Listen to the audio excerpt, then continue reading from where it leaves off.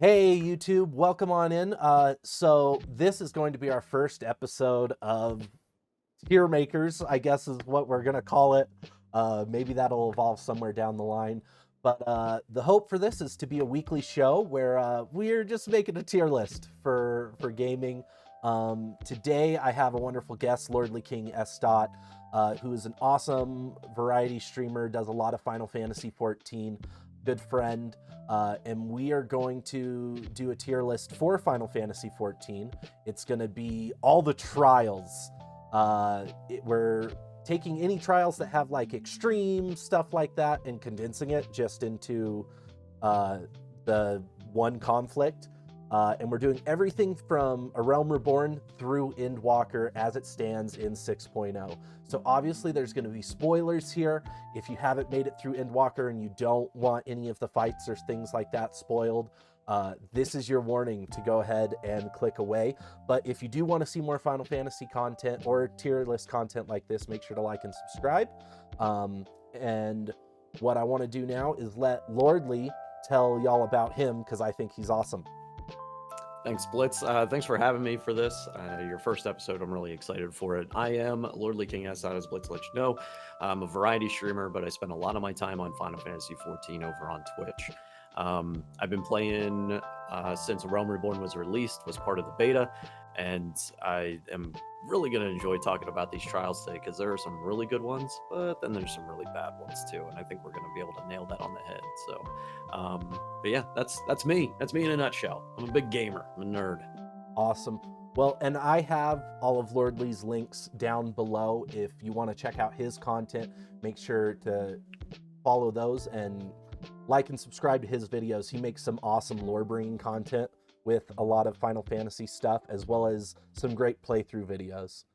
So looking at this tier list, obviously there's a lot at this point. We're at 6.0 in the game.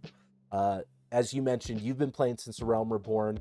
I didn't really seriously join till Heaven's Ward, but I do remember I was very completionist as I went through.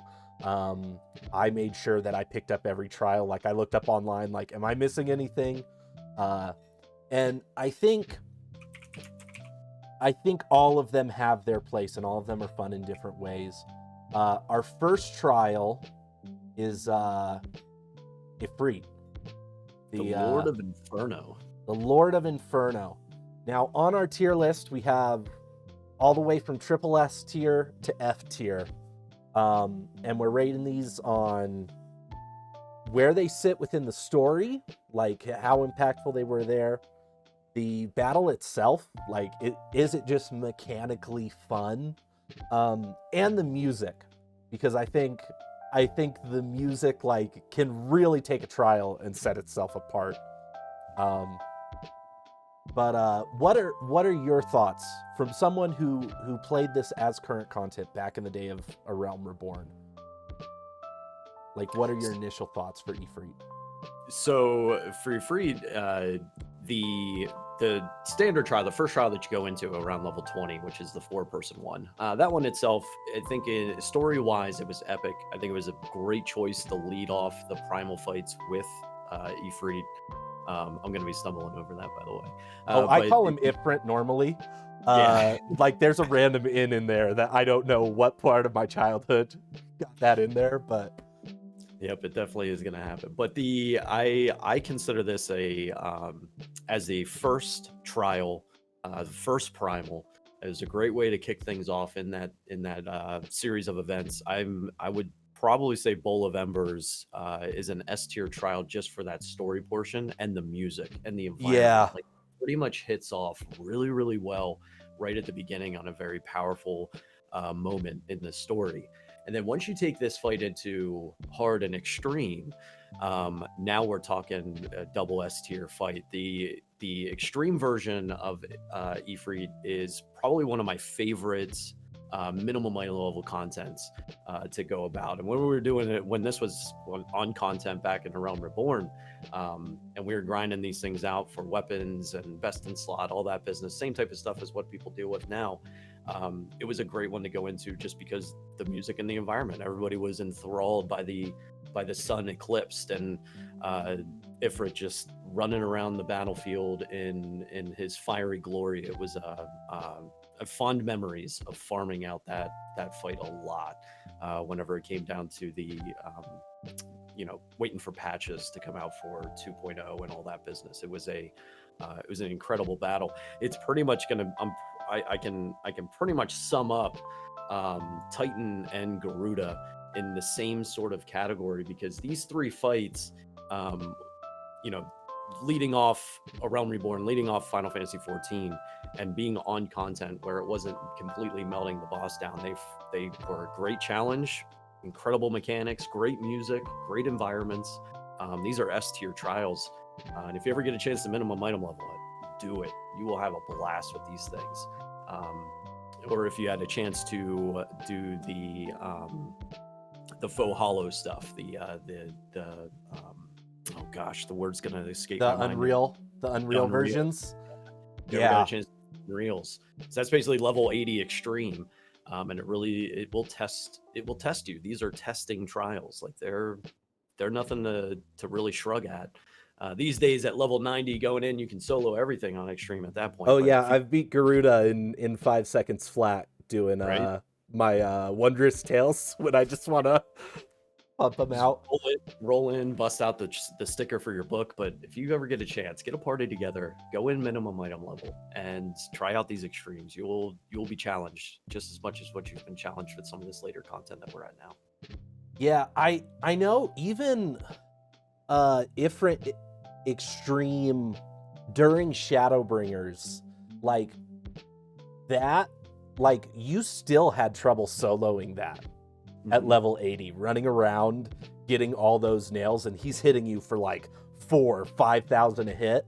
And I remember going into that, and like it took till late Shadowbringers for me to have enough stats as a summoner to be able to go through and wipe out all the nails before he would just kill me. And it's like the fact that mechanic still holds to later content is so much fun. There is a method. I've seen it in speed runs of Ifrit that you can beat the invulnerability that he gets it. I have seen it happen before, but it's very if you like time the DPSing. Yeah, that's too much smarts for me. I'm in there and I may play summoner, but I get black mage brain. I just stand in one spot and shoot. But yeah, I agree with you. I think thematically, like story wise, it's the first time, like you've gone in like 4 or 5 dungeons, but like you go in and like if you know nothing about MMOs, which was the state I was in, I mean, I went into that fight and I was just like, oh, he's just right there. Mm-hmm. This is it. This is what I've got to fight. And it wasn't quite the burn down that it is these days. I think I would agree. I think it's an S tier fight. And I think the story alone, because it's that first one, pushes him into double S tier. Yeah, because you get the first look at those that have been enthralled by primals and the beast tribes. Like everything just feels really epic for a level 20 quest. Like it feels really epic, and it's sort of that step into this larger world whenever you're just running around as a level 1 through 19 and doing little side quests and fetch quests and doing all this little tiny stuff, getting to know people. Then they're like, hey, listen, by the way, here's a primal, have fun with that. We'll see you, buddy. It's really what sets it all off. And you and I are both in agreement, I think, on this. We've talked about this, like Realm Reborn does not deserve the flack that it gets. Definitely not. Like it's got the world building in it, and I know I'm already inviting the YouTube comments that Realm Reborn is just not good. I firmly disagree. I played it for 120 hours until I got to Heavensward, and I was still enthralled.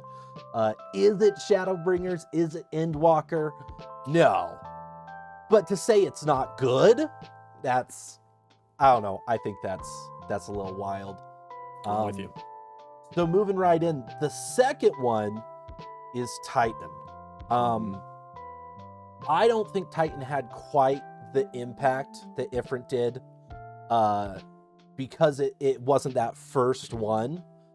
But I do agree that those first 3 primals were like, there was just something about them. And I mean, I still have scars. I didn't do it as like on-time content. I have landslide scars. Oh yeah. From Titan EX. Like, I remember in Shadowbringers, the option comes up when you're talking about Titan and it just says, oh, the landslides. And I was like, this is click faster. But where does Titan sit for you? So this one, I definitely put lower than Ifrit. So Titan is a, whenever I talk about these earlier Realm Reborns, and I kind of like mechanically, they're some of the best. They're some of my favorites mechanically. Musically, they're some of my favorites whenever it comes down to it. This is what really pushes them up on my rankings. But like you, it's story-wise, it didn't hit as hard as what Ifrit did. I feel like Ifrit kind of built this moment up, and then you get the first one, and you go in, and everything's there, and it's like, oh man, this is great. Titan was just kind of like, all right, the next one is Titan, and you know, I don't think the story developed around that one as well as what it did around Ifrit. So with this one, I'd probably pull it down to an A, and I keep it that high because, again, music and mechanics wise, it tests you with mechanics, especially in that extreme. It really, really tests you in your party. And then you got the music, the Titan music. I don't think there's any trial music that like when people hear it, they just start shouting randomly. Oh, like there is a mental note in your head for the Titan music. Yeah. So I'm going to ask you if this is a Mandela effect question or not. Mm-hmm. Was there a point where if you fell off during Titan, you were just perma-dead? Oh yeah, I'm pretty sure they still do that now, don't they? I don't know. I don't die fighting Titan anymore. Yeah, but if you get most fall-offs in the game aren't like that anymore. Like most fall-offs, you come back. But that was a thing with Titan EX, was like, if you fell off, that was the run. Like, yep. You had to restart. If you were landslided off, or you accidentally stepped off the cliff, or you got dropped down because he knocks off the outside ring of the arena, you were gone. There was no getting raised back or anything like that. And I'm pretty sure it's still like that to the day. And I'm pretty certain that it was Titan that caused that change in trials later on to allow them to be raised after, because it would get hairy quick if you had people getting off there. Yeah. So yeah, I think we're in solid agreement on this. I feel Titan is still an A tier. And I think when he comes back as an Unreal, like it is going to be madness. Well, they had back. What was it? It was Garuda, and then they did Titan. So Titan came back as an Unreal. Did he? Before Leviathan. So Leviathan, I think. I missed that. I thought we just had Shiva, Leviathan, and we ran it as coming up. We ran it as a community a couple times. The Unreal Titan fight. Oh man, I missed that. Where was I? I don't know if we had met at that time, because I don't think I was on TikTok yet. So yeah. Paths and but I just missed it in game. I missed that whole patch. Gotcha. Oh my gosh. Yeah, it was there. We got up to ad phase. Ad phase is basically whenever it brings in 2 of the Eggies to fight, and you've got to split them up, take them down, DPS them down at the same time. You're dealing with jails, like really wacky time in the fight.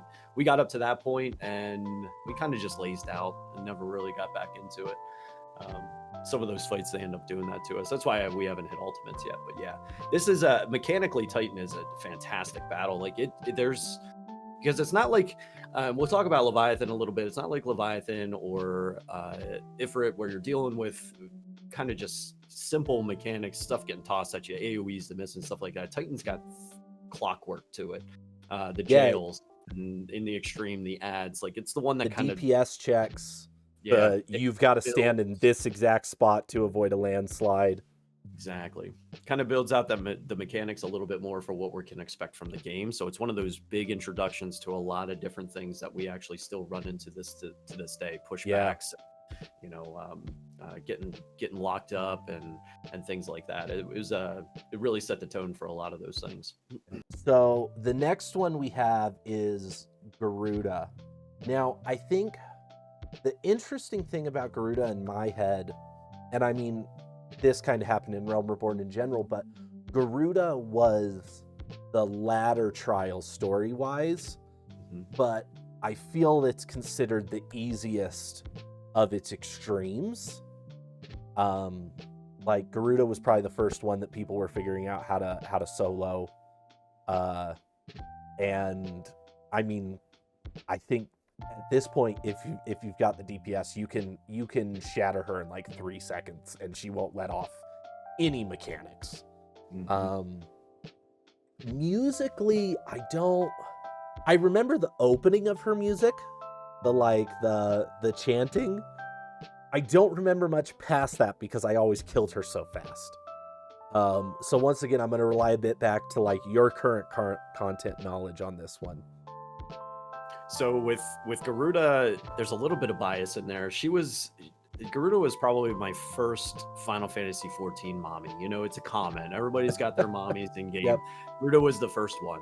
It wasn't your Stola or anything like that. As soon as I saw Garuda, I was done, tempered, finished. So I'm a little bit biased in that sense, but yeah, musically, absolute favorite. I have her horse on my hotbar just because of her music. Oh, dang. Mechanically, she's not very powerful. The toughest part is going to be, I guess, what you would call phase 2, after she kind of blows up the arena, brings in her ads, and then starts laying down huge tornadoes. This is an extreme that she does this. That gets a little bit challenging, but even still, like, the challenge isn't there as much as what you're going to run into with Titan and Ifrit, I think. But I can't go away saying this. I say triple S tier because the music. The battle itself is good. It's not like it's not a bad fight. Plus it's Garuda, and she's my OG mommy. So is this your override to triple S tier? Because I don't feel Garuda's an S tier fight, or I would put Garuda in the same place as Titan. I'm going to stay objective with you, and I'm going to say you're absolutely right. This is going to be right along with Titan. So maybe I'll see what I have left over in the hopper override wise at the end, and maybe we'll put her up to triple S where she belongs, I think. But okay, so I'll do this. I'll give you the S tier. I'll give you the single S for now. Little better than Titan. If there was like an A+, S-,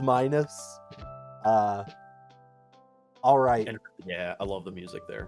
Here comes this one's gonna be, depending on when you're watching this video, this trial no longer exists. This is one of the big updates for 6.1. Cape Westwind. They're gonna turn this into a story instance, which is where I believe it should sit. Like, this is a weird trial. This is, you don't actually fight the boss. He just runs away from you while you kill ads. And then you finally fight him, and he's pretty underwhelming. I don't remember the music for Cape Westwind, like, at all. It doesn't exist in my head. It's a non-memorable fight. And that's why... And I saw the list, and I came into this, and I was like, I'm gonna throw this on F. Like, this will be the one, probably maybe the only one that I put in F tier, because I think we're in agreement. It makes no sense to me whatsoever. If you were going to choose one of Gaius's main people to fight against in a trial, it would not have been this guy. The fight itself is underwhelming. Mechanics are nothing. Yep. And other than the ads themselves, like, there's nothing to this. There's nothing to this. Why is this a trial? You know, why is it a trial? Okay, cool. So easy agreement. Yeah. Easy agreement. Cape Westwind, F tier. Yoshi P's making the right decision, getting it out of instance. But on the flip side of this, you may be experiencing this next one as a trial if you're just joining the game. Ultima Weapon. This will now be a 4-person trial, I believe. They're pulling it out of Praetorium, which means that the final section of A Realm Reborn is going to be a little more similar to any other expansion. You'll have a final dungeon, a final trial. And then in this case, the next trial we'll talk about is changing as well. I love Ultima Weapon in its extreme form as a standalone thing. I'm not gonna lie, I haven't been in Praetorium in like 3 years. I'm one of those people who refuses to do MSQ roulettes. So I don't know how he feels at the end of the dungeon. I can't quite remember. But I'm stoked for him coming out as Unreal. Like, I'm gonna be in there in an instant. Yeah, this fight, again, it's one of those moments in the story that it after you get done running through Praetorium, and that's even a fun instance of in and of itself. Yoshi, I would love to see 8-person dungeons come back. Such a blast. I know a lot of people meme on it. I would too. I tell you, and this goes back to the conversation about A Realm Reborn as a whole. It's really good. Like, there's things in there in A Realm Reborn that we don't see anymore. Yep. It kind of is just phased out, and maybe it's a popularity thing. I don't know, but that's some of the stuff I loved. And the ending to Praetorium with Ultima, absolutely triple S tier. Love the fight. Would love for it to go 8-man. If there's an Unreal coming for it, I haven't heard that, but if you're right, it's the Unreal for 6.1. Good. It's the Unreal. So we've got that and Insinger Extreme are going to be our fights. I will be in that fight. The music is glorious, and the whole progress where it kind of starts off invincible, and then its shield breaks, and you start doing damage to it, and it goes down, and then Gaius comes back with it powered up by the Heart of Sabik, and it's like, oh man, he's gonna cast Ultima. You got an enrage bar on it. Like, it is a strong. It's really one of the first enrages you see in the game. Yeah, because Ifrit, Garuda, and Titan do not run any sort of enrages. And then you get to the Ultima weapon, and it's the Ultima Enrage cast bar. Like, you've got to deal with that. No one cares. And if you ever run minimum item level, again, this is another one that get a party together. It's going to take you an hour and a half to get through the entire thing at this point until they make the changes. Yeah. But minimum item level Ultima weapon once. Have some fun with it, because you've got to deal with the bits. You've got to deal with the things falling from the sky. You've got to deal with the Ultima Enrage. And it's a well put together trial. Yeah.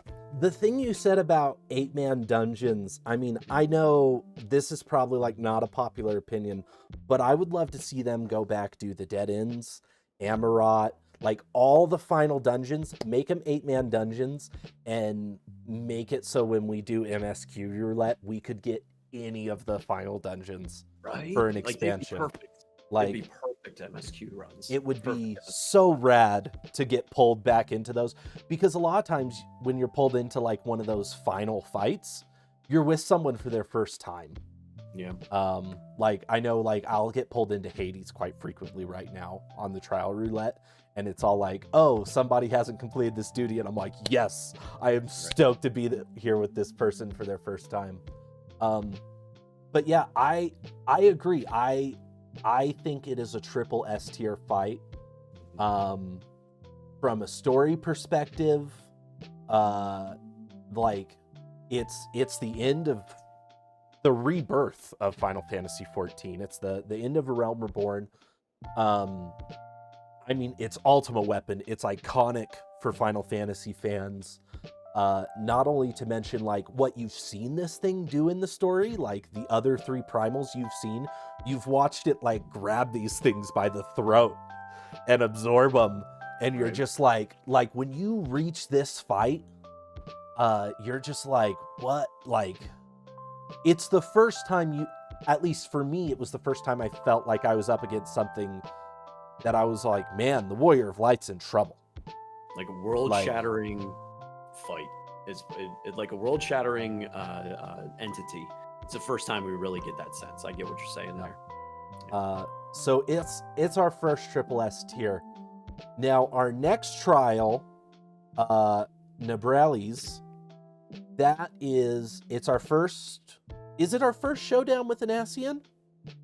Other than the battle with Laha Brea after Ultima, which counts, I don't think it counts as a trial. That's right. That's going to be a trial. It's not going to be a trial. It's going to be a duty, an instanced. An instance duty. So Nebrali's, that actually comes before Ultima then, doesn't it? No.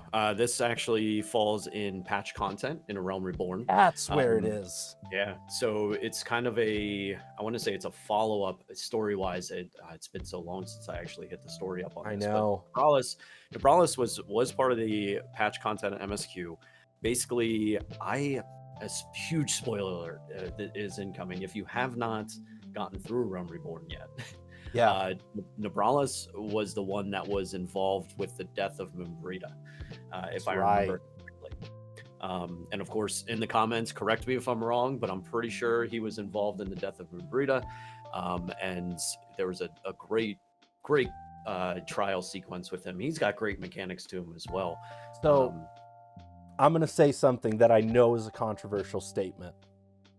For me, the death of Moonbrida is right here, and the death of Harchifat is like right here. Yeah. Like they were both emotional, but I don't know, maybe it's because I like Urianger as much as I do, and like that was his friend. Like the Endwalker moment of like that payoff was for me the most emotionally charged moment of the entire expansion.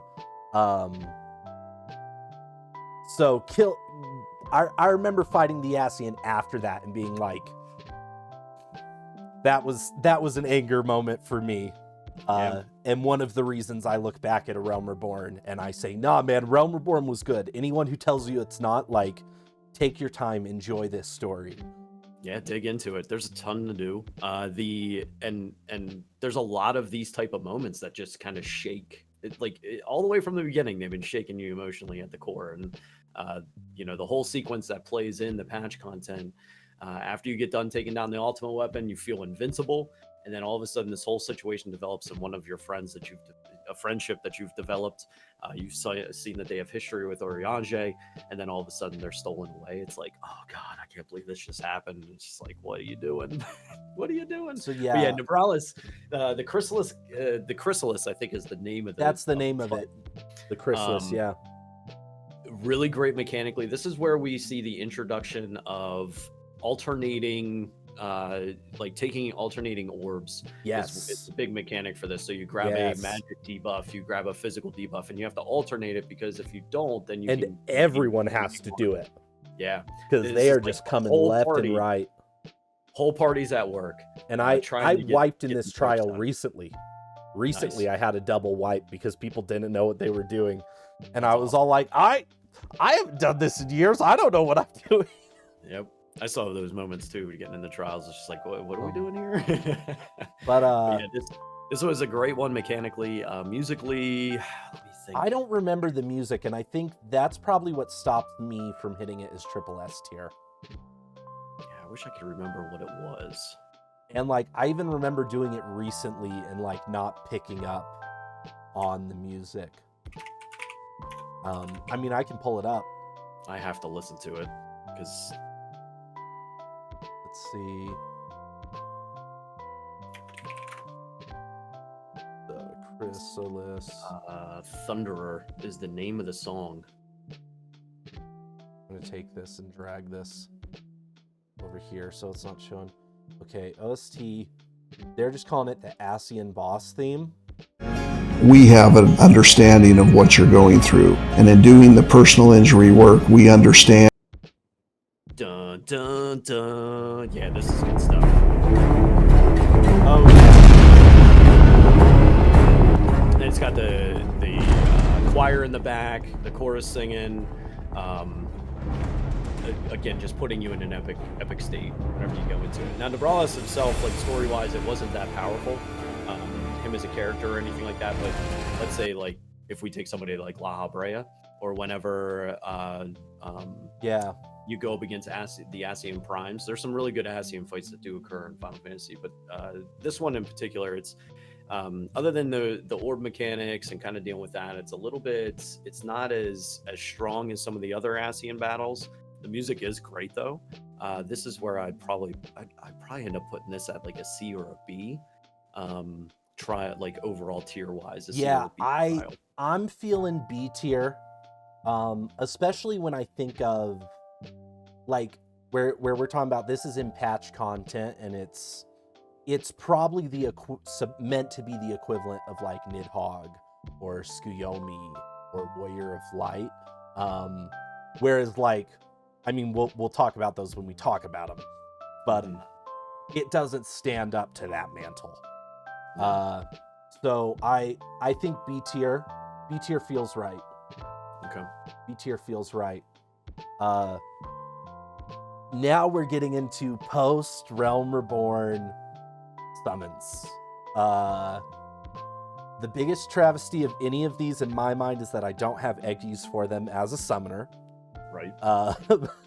Which so this probably won't make it to the final YouTube video. But my pitch for level 100 summoner, and you've probably seen this a little as you're playing summoner, you do Bahamut, and then you do your 3 summons, and then you do Phoenix at level 80, and then you do your 3 summons again. My pitch for the upgrade is the summons you do after Phoenix, instead of them being Ifrit, Garuda, and Titan, make it Leviathan, Rama, and Shiva. Dude, you're on it. And give them different like styles of attacks, like, because each one of those has their own flow, each one of the 3 summons, and so like you could make them still feel different, but keep the pacing and the timing. And in my head, that's with how smooth summoner is right now at level 90. Like, if you don't want to mess with it, but you still want to give it progression, that's what you do. And then I think what you add at the end of those 3, like your big final attack, you give just a single click button burst. That's Odin coming down with his spear. See, your idea is so much better. My idea for it was to put it in line with Phoenix, and put them in line with Phoenix and Bahamut. Like, basically you get Bahamut, go through your 3, Phoenix, go through your 3, Leviathan, go through your 3, Ramu, like, kind of add it in as the trance. Yeah, you give know more what I mean? trances. But I love that idea that you have, where it's like you get done with Phoenix, and then you get Leviathan, Ramu, Shiva as your 3, instead of Garuda, Ifrit, Titan. And like, you don't even have to mess with potencies all that much. Like, you could increase potencies on them so it feels like you're in a second phase that's stronger, but they don't have to be as strong as Phoenix and Bahamut, Right. But yeah, that's my pitch, that like, if somehow this video pops off and Yoshi P sees it and one of us gets on the like media tour, it's like, Yoshi P, I've got this idea. I promise it's better than whatever you have. Yeah. It wouldn't be better than what Yoshi P had. But so Leviathan is the first trial of primals in the post. I struggle with where to put this trial, because like, for me, the classic primals are awesome. Like, I love every single one of them, and like, I want to put them all in triple S tier. This one's Extreme had the knockoffs the same way Titan did, but story-wise, I can't fully, like, I feel like a lot of these other primals were not like impactful story-wise, like Save the World-y. It was just like, oh, well, we don't really know what we're doing now that we've taken down Ultima Weapon, but the Beast Tribes are up to no good, so let's go and address each one of them. And so, like, story-wise, Leviathan, Ramu, and King Moogle Mog fit in like this same sphere for me. Musically, I think they're all incredible, and fight-wise, I think they're all incredible. But I struggle to give them higher than A tier. So other than the meme of King Mog. Yeah, Leviathan. So lore-wise, Leviathan showed up. It was actually the first first primal that we see in the Final Fantasy series. If I'm really thinking hard on this, it was in Final Fantasy II. Leviathan shows up, not how you would think. I don't want to spoil it, but play Final Fantasy II, you'll find out it's really interesting. That's true. Unless you count Bahamut. Yeah, but so Bahamut showed up in Final Fantasy 1, of course, but Leviathan, like outside of Bahamut, Leviathan's the first one that we saw besides Bahamut. Yeah, and it was fitting that Bahamut is like the first of the big summons that we well, get. And when we do see him in 2 and in 3, he is presented as like this uncontrollable force. Yeah. Yep. That takes us down. So for me, Leviathan hit really well. Because I mean, playing Final Fantasy games since I was a kid, basically, Leviathan was one of the bigs. It was one of the ones that you got, and usually it was outside of the big 3, which is Ifrit, Titan, Ramu are the big 3. There's Shiva's in that list too. Those 4 summons are basically the most summoned monsters in the entire Final Fantasy series. Leviathan kind of shows up with them. I've had this discussion with my roommate of like, who are the summons, and we disagree a bit on it, but like I like your list. I would add, I mean, I kind of feel like all the summons you see in Final Fantasy 15 are the big ones, and I think it's Titan, Ramu, Ifrit, Shiva, Bahamut. I think it's just those 5. Yeah, and that's actually a perfect list because they're your OGs. They're the ones that basically kind of kicked off the whole idea of a summoner in some way, shape, or form, or were the first summons, that sort of thing. Whenever you start talking about Leviathan, even Bahamut too could be discussed in this way. Odin is definitely one. They fall within this category of sort of boss summons, the ones that will test your strength to determine whether or not you're good enough for them to be able to summon you. They're kind of where the core ones, the one that you get all the time, Ramu, Ifrit, Shiva, Titan, they're like their core. You have them from the beginning, sort of thing, and then you go and test your might against Bahamut, Leviathan, Odin, and see if you can pull them down in summons. And that's why like Leviathan always kind of hits really well with me. Mechanically, the fight itself only gets interesting in extreme when you can knock off the sides. When it knocks off the sides of the boats and you have the chance of falling off. Other than that, like there's really not a whole lot there mechanically for me. It's decent. Make sure you're attacking the tail or the head, depending on what kind of DPS you're putting out, so you don't get. He somehow feels similar to Cape Westwind in the fact that it's a lot of ads. Yeah. Yep. A lot of ads into it. Like it's just not. I don't think it's as strong as what it possibly can be. I think a great example of this would be going into Eden, E3, or the third fight in the Eden raids. Leviathan, you feel like you're fighting Leviathan, Right. Whereas you're on this platform, it's right there. I'm on a boat going fishing whenever I'm fighting Leviathan back in a realm Reborn. You know what I mean? So it's not a very powerful fight, which is probably why it's going to stick in that BC range again for me. Yeah. Musically, it didn't strike me hard. It's a good battle. It's not an F tier like Westwind, but it's not as strong as what you're going to get from any of them that we have up there right now. I'm going to put it down to C tier. I think you're right in like that B to C tier range.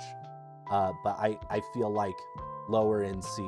Now, going to Ramu, I feel kind of in this same space, but like everything about the Ramu fight like just ticks a few more boxes for me. Mechanically, I find it more fun.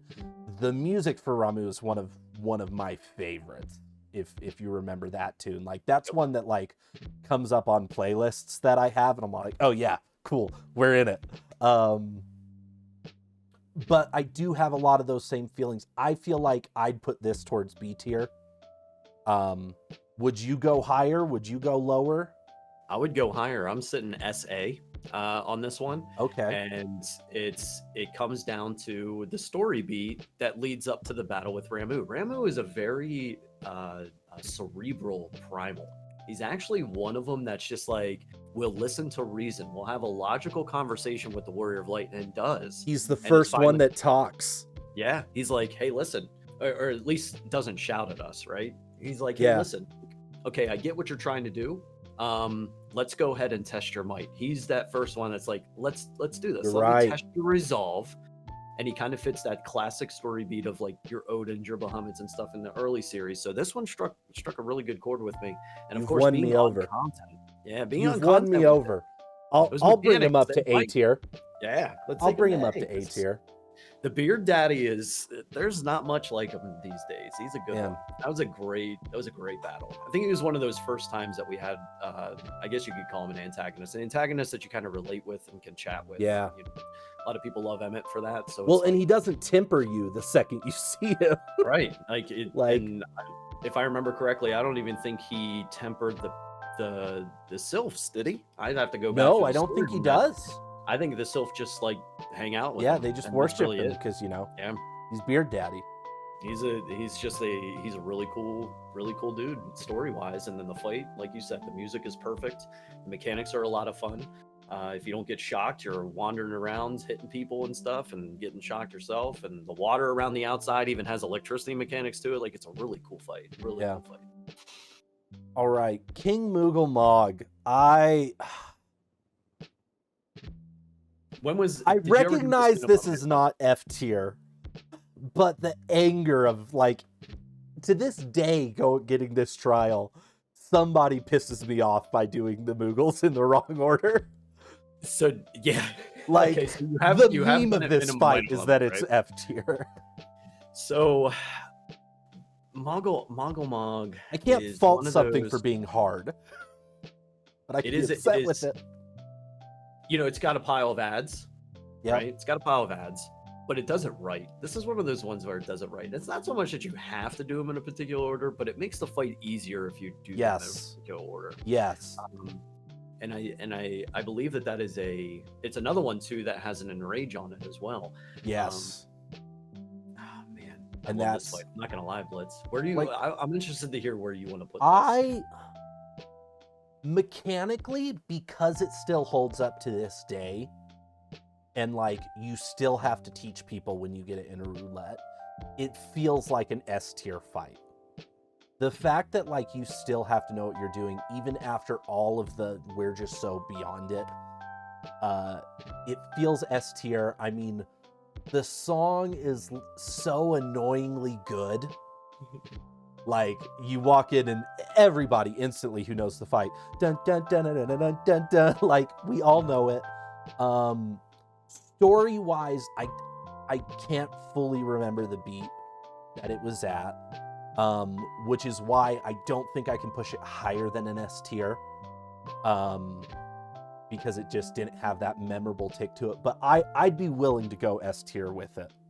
I'm with you on it. I'm 100% with you on S tier on this, and it's all. And the same reason I don't go any higher is because I forget what the story beat is on it. Yep. Really good one. I know that later on, we get a little bit more lore on Good King Moggle Mog True. through the Heavens Ward, but We meet the real him, right? We meet the Yeah, pretty much. non-primal At version. least his Descendant. descendant, right? I think it was Good King Moggle the 12th is what we take on in the trial, and then I think the one that we actually talk with might be something else. Yeah. But yeah, the only reason I don't take this higher is because I forget what the story is, and that to me basically is a minus. If I lost it and I don't remember it, well then it's not memorable for me, and you know that's my gist on that one. Great fight, great battle. Minimum item level it. I dare you. Minimum item level extreme Moogle. No. No, I'll pass. Dare you to do it. I'll pass. You just wait till Cross Data Center, buddy. Unsynced, it feels like I'm doing that fight in minimum item level. All right. The next one is Shiva. Now, you had biases for Garuda. I have biases for Shiva. I am like the first officer of the Primal Shiva FC. Like, I have to say nothing but good things about this fight. But also, I have nothing but good things to say about this fight. Mechanically, I think it does ads right. It's one of the first triple phase fights that we ever see. Like, you have the first phase, then you have the ad phase, and then you have the second or the third phase where she does that really cool transition. We have that very, very pronounced music change And like I did this one when it came through Unreal, and it was so much fun to be able to do it as current content.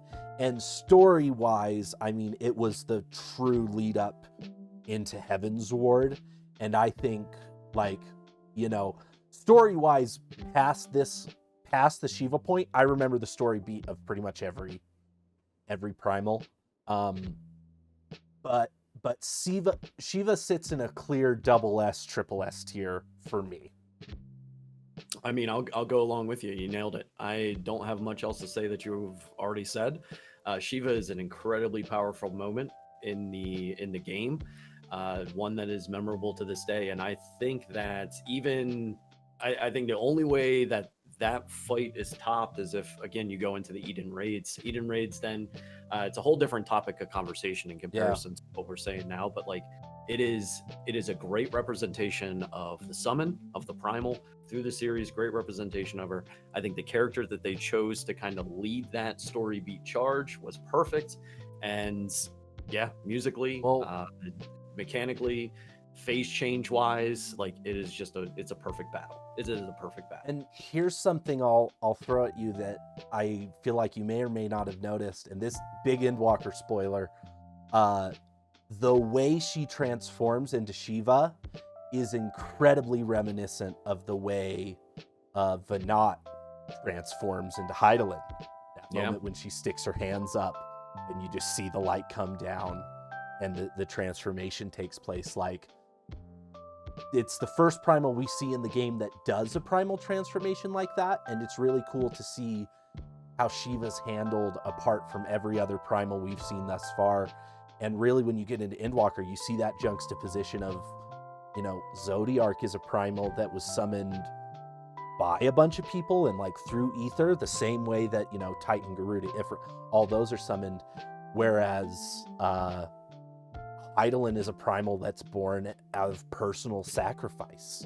Mm-hmm. And Shiva's kind of the first example of that.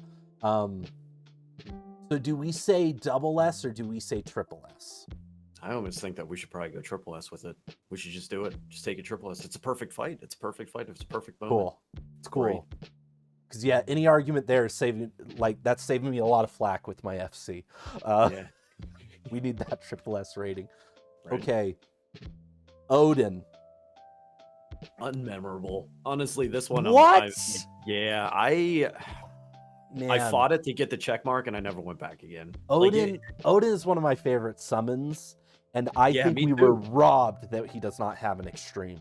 We have 3 fake extreme versions of him, but we never got. They did him dirty in this game, to be perfectly honest. I like the story idea that the person who defeats him becomes him, or if you get the sword, you become Odin. Like, I love that piece, and I love how they deal with the sort of trial fate that they have running around out the Shroud.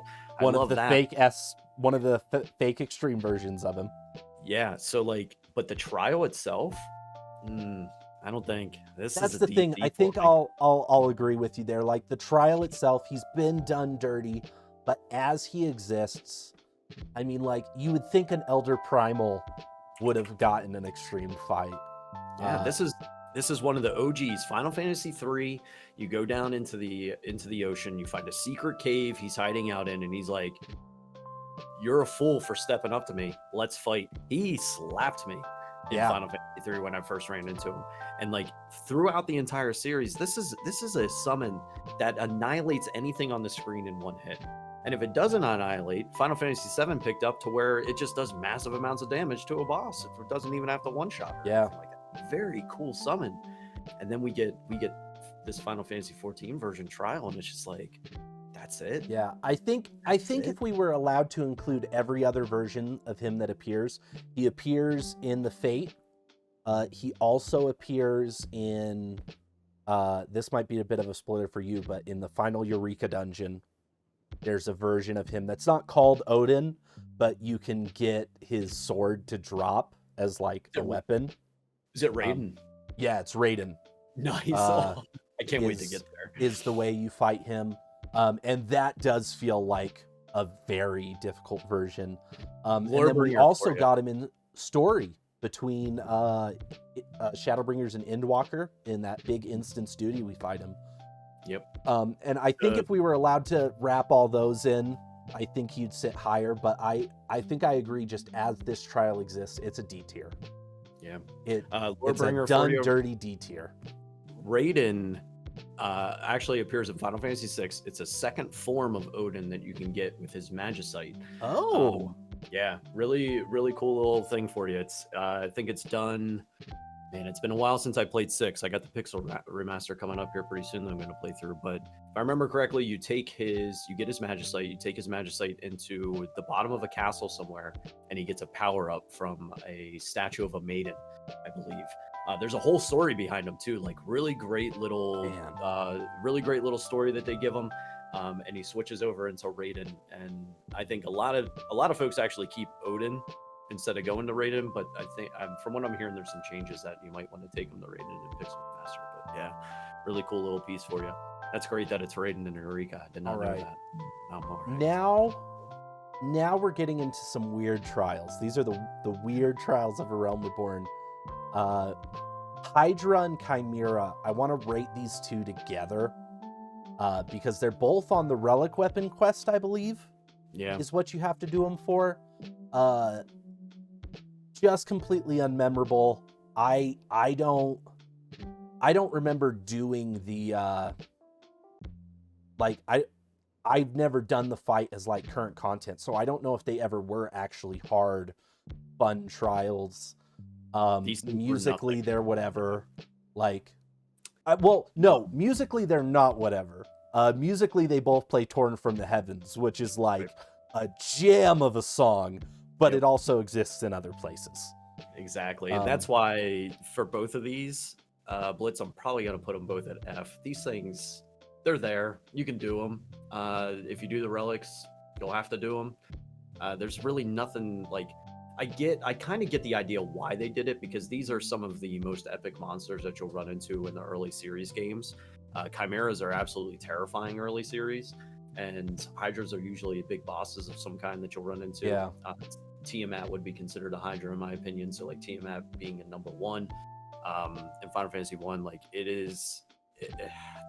they're whatever fights for they me. Could have been really cool special fates. Yeah. But like as trials, they just... Yeah, these are F tier contenders. Yep. Now we're getting into the second chunk of our special ones, which come from Hildebrand's trials. Ultros and Typhoon do come from the Hildebrand storyline, correct? They do. They absolutely do. I will say I kind of feel like I want to rate these 3 together as well, but also a little separate from each other. I want to talk about them as a unit, I guess is how I feel about it. Ultros and Typhoon, I mean, I know you're an FF6 junkie. I mean, we see the poster right there. So, like, I'll be careful what I say about them. The fight didn't quite hit for me the way I wish it would, like mechanically. But story-wise and even musically, I believe it plays like a 16 or an 8-bit like song to it, doesn't it? Doesn't it pull that classic music? The Decisive Battle, which is boss theme from Final Fantasy VI, is what it pulls. That's what it is. Yeah. It's not an F tier fight. It's not. I mean, you see, I see we have Leviathan in C tier. Mm-hmm. And that's where it's like, I feel like that's where Ultros and Typhoon need to sit. At least personally. But, like, I feel like... Then, does that mean we need to change where Leviathan's at? Does that make sense, that thought process? It's better than Odin. Probably not as good as Nebrales. But that's just Ultros and Typhoon. The Gilgamesh ones, I actually like. I think the Gilgamesh fights sit in S tier because I love Gilgamesh. That's Battle on the Bridge that we get with those themes and those ones. So like it was, and Gilgamesh first appearance was Final Fantasy V. So having the Final Fantasy V Battle on the Big Bridge as its boss theme was absolutely perfect. I think like the characters, all of the characters, Ultros, Typhon. Typhon doesn't do much talking in this, but he does have a couple speaking parts in 6. Gilgamesh and Gilgamesh 2, I think. Greg nailed it. They nailed Greg. It was so Yes. good. Just kind of, he seems really serious at the start, and then just real goofy, but he's dangerous. He's dangerous. Yeah. It was good. It was really good. So I can tell you right now, my override, one of my overrides is triple S tiering Ultros Typhon. Because I mean, it's Ultros. that's Ultros. all right. We're we're doing it. It's my favorite minion. If I get a Realm Reborn trial, I always love the fact that I get to go into the Dragon's Neck and battle up against Ultros and Typhon. And maybe I need to remember go when it back was and Chupon. give it a replay. Maybe I need to do a not a- min item level run. Maybe that's what it is. Maybe I need the minimum item level run. The reason I'm overriding it, because if we go objectively looking at this one, it's not a powerful trial. Mechanically, it's very simple, even if you minimum item level it. It's, you know, it's great music. It's got triple S tier music. But everything else, and of course the story beat that's involved around it is all Hildebrand, so that's triple S. But the fight itself is not a great fight. For me, I'm with you. Like trial wise, probably a C, objectively. But this is one of my overrides. I'm Purely character wise, purely your love for it. Yeah. Yep. I 'Cause can that trumps. understand. Trumps the mechanics. I get to look at a modern day Ultros in my face as if I'm playing a Final Fantasy VI remake. I'm 100%. Well, and they keep his sounds too. They keep his sounds when he talks. You hear the or whatever it is. Gilgamesh. So the 2 Realm Reborn Gilgamesh fights. Do we put those A tier, S tier? So I think with Gilgamesh 1, which is across the bridge, that one's really goofy. I want to put that one A, and then Gilgamesh 2, that one's an S. That one's a challenging fight even to this day. That's a good blue mage one, I think, too. Gilgamesh 2. Yeah, they push those through blue mage. Yeah, there's a spell there to get great fights. So I love those fights. This next fight, final fight of A Realm Reborn, Steps of Faith. I am hoping you feel similarly to me on Steps of Faith. Mechanically, this fight is whack, but I don't really think we fight a dragon that big ever again in the story. Like, it's so insane to see a dragon that massive. What, Shinryu? Going across the Steps of Faith. Shinryu is probably the only one. Mm-hmm. Which Shinryu, we'll get to him because he's great. But like, this fight is so memorable to me. Like, the music, it's that first composition we're really feeling where like Heaven's Word's coming in. Where, you know, everything that happened prior in the story that's got us fleeing to Ishgard. Mm-hmm. Like, everything about it's super memorable. And I know, like, mechanically, it is a clunky fight. Trying to cut these things' legs down, but it sits at a double S tier for me. Okay. Double S tier. See, I was thinking whenever you take the mechanically not powerful, but all the other things around it, the music's decent, the plot run is fantastic. Hey, there's dragons on the bridge, and it's like, yo, dragons, let's go! And it's a huge dragon too. See, I'm sitting in the BC area with this one. You're sitting in the BC. This fight bores me to tears, but know, everything else. That's the thing. So it kind of averages. So like, the fight bores me to tears, but some of the other stuff is really good. So I'm kind of averaging everything out, and that's where I'm working it out in my mind, and that's why I'm thinking BC, kind of mid range on it, because it's got a lot of really good things going for it, but mechanically it's just like we're walking across the bridge. I wish they could have something else. I know. Iron Berthas. If it like got up and like flew, or if there was like, if they gave us like a cannon to shoot at it or something.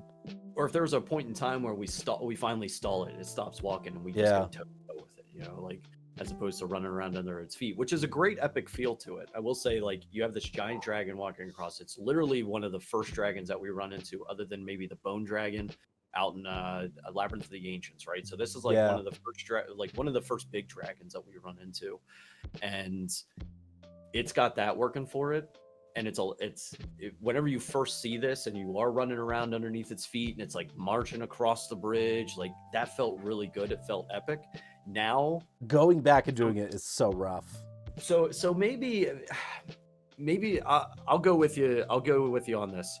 My first time going through it, I was gobsmacked, jaw on the ground. It was an amazing trial, double S tier at least.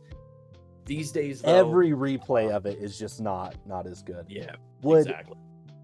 Would you meet me at S tier, or not S tier, A tier? I'll meet you at A tier. I can meet you at A tier. Yeah. Yep. Because I think that first time experience is what brings it. Everything after that brings it down, and A tier really is like the middle of our list. I just got done with that trial, and I was almost about to go blitz as F. This is an F tier, but it's not. Objectively, it's not an F tier. It was just F tier that I got it. It's exactly. These days, if you don't remember anything else to do with it, it's an F tier trial. It's like, what is going on? Where am I? Oh, this exists. All right, so we're finally out of Realm Reborn. We are, man, there's a lot in Realm Reborn comparatively. But we're in Heaven's Ward. Now, Heaven's Ward of the expansions has the fewest trials. It didn't have any bonus trials. It just had the main 7. And I believe the first one is Bismarck. I couldn't quite remember if Ravana or Bismarck was first. I think it's Bismarck. Right, because Tailfeather, I feel like Tailfeather and all the Ravana stuff happens around like 74 or 54, something along those lines. I want to say Bismarck was the first one. Yeah, I feel like Bismarck was first, so that's where I put it. Mechanically, for this fight, I go back to the same way I felt about Leviathan and Cape Westwind. You're not actually fighting the Primal. You're fighting a bunch of ads and then hitting the Primal in the background. Yeah. While it's cool that you're in the air, and I think mechanically, the shooting the harpoons is fun. It just doesn't have the staying power for me. It's not an F tier. I'm not upset when I get it. But like Ravana is first. Actually, Lord of the Hive. MSQ. Ravana is first. Yeah, 53 to 54. The Limitless Blue hits on, which is Bismarck, 57 to 58. Gotcha. And that's another thing. Like, I didn't remember where it was in the story between those two. Like, I remembered like kind of what was going on, but I didn't remember like the progression. Mm-hmm. And so like this one for me sits at B or C. I'm with you on that. B or C. Probably a little bit more toward the C on my part, although the music is really good. This is probably one of my favorite jams, is the Bismarck song. It's not one of the most powerful songs like you would get from like Ultima or Shiva or something, or Decisive Battle and Ultros or anything, but it's a good tune to listen to. So maybe B on that one. B for Bismarck. B for Bismarck. I'll take it. B for Bismarck. Now Ravana, on the flip side, Ravana, you're the lore bringer, so correct me if I'm wrong on this. Ravana is a 14 creation. Yeah, this correct. Is the first time we've seen anything like this in any of the Final Fantasy games, unless it's on the non-main, like if it's on like some the sort tactics or something in there. I consider tactics a main line. Watch yourself. All right. Tactics You're right. I had it on PS1. I had War of the Lions on PSP. But yeah, Ravana. I'll correct myself on that one. First time we've had anything like this. It is a wholly new to Final Fantasy XIV battle, which gives it some pluses in my eyes, and story-wise, it's not the most powerful. It kind of falls in the same idea as like Nabralis with or not Nabralis, but Leviathan. Yeah, Leviathan. Sorry, you're just going and getting another Primal. Yeah, it's just another primal. Go and fight this thing. It's there. I love its attitude, though. It's one of the first ones that we kind of run into, and it kind of just revels in the battle, sort of thing. Yep. You know who I'm going to be talking about next with that when we get there. So I like its attitude. Story-wise, it's not that great. Musically, it's not as powerful either. So this is sit and see for me. It's a fun fight mechanically. A lot of different things, especially in extreme, that can go on. You've got butterfly ads to deal with at the same time, dealing with the ends of the platform going away, that sort of thing. But this is sitting like C for me on the tier list, C tier. Yeah, I'll agree. I put him and Bismarck in very similar spots. Like I really feel Ravana and Bismarck are fairly interchangeable. Mm-hmm. That being said, that's the last time I think there's that low within the trials of Heaven's Ward. Talking Thornton. Thornton is S tier or higher. Yeah, S tier higher or easy. Like, oh god, it's so good. Musically, it's the Knights of the Round, which is like an obscure summon to pull, realistically, but like they did it so well. Story-wise, I mean, like I don't want to get into it because I don't want to be super spoilery about it. Yeah. But like, I mean, it was the fight of Heaven's Ward, in my opinion. Yeah, Nidhogg, whatever. Blah, don't care. Let's talk about Thornton. I'm so glad that I will actually agree. While I love the Nidhogg fight to death, I think it's an awesome fight. I think Thornton was a better fight. Yep. Double S tier at least, actually. I would say double S tier. I would say double S tier that, and then S tier Nidhogg, and that's basically where I'm sitting with those trials. Yeah, I agree. I will double S tier Thornton. Because Knights of the Round, like, get out of here with this, and it was the whole thing. They did the whole thing. Each of the knights came out, did magic, and then at the end they did the ultimate cast of all 12 of them standing there. Well, and the crazy thing is this is one of the few fights in the game where the ads don't feel monotonous. Yeah, it's not like, oh, this is an ad phase. It's like, no, I'm fighting the Knights of the Round. Like, and they're each doing all of them are primals. Every single one of them's got to go down. It's incredible. And the music. And So not to mention you're dealing with it post Tarchifont, and you really want to beat the crap out of those guys. Absolutely. Because it was one of them that took them down. It's like, oh, you. I'm excited to see these in ultimate form. I'm excited to see what story. I keep on thinking that this is going to be. I keep on thinking that this one's going to be my first ultimate, just because of like. I always wanted to do Ultima Weapon Ultimate. Like that's kind of the one that I've always thought of that I would do first. But I really feel like it's going to be the Dragon Song Ultimate that I'm going to do first. I've got to talk myself into doing Current Savage if I want that to be my first ultimate. You got to practice Savage first. I've been doing my first extremes. Like as current content since I did Savage back in Heaven's Ward days. Had very bad experiences with statics, like nightmare level experiences. And I've never been able to sit back into it. And like, I don't know. Maybe when data center hopping comes, I'll come run with you guys. That'd be great. Because you guys seem a little more relaxed about it. You have to. I mean, maybe Ultima Unreal. Maybe that's the first thing that we can run together. Right. Because we were both talking about that being a fun thing. And that's the kind of content we can put off towards the later piece of the patch. Exactly. When data center travel comes. But yeah, Nidhogg, I'd agree, is an S tier fight. Like, it's impactful. It's the transformations are really cool. Story wise, it's good notes. Like, there's nothing inherently wrong with the Nidhogg fight in any way, shape, or form. It's not quite what Thornton was or what Ultima was. It doesn't feel end of world shattering that would push it up into double S tier or triple S tier. So I think we're agreed on like it sitting in S tier.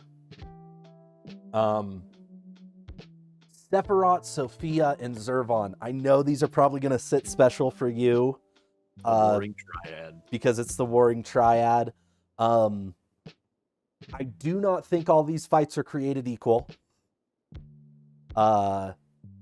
Zervon goes down way too easily.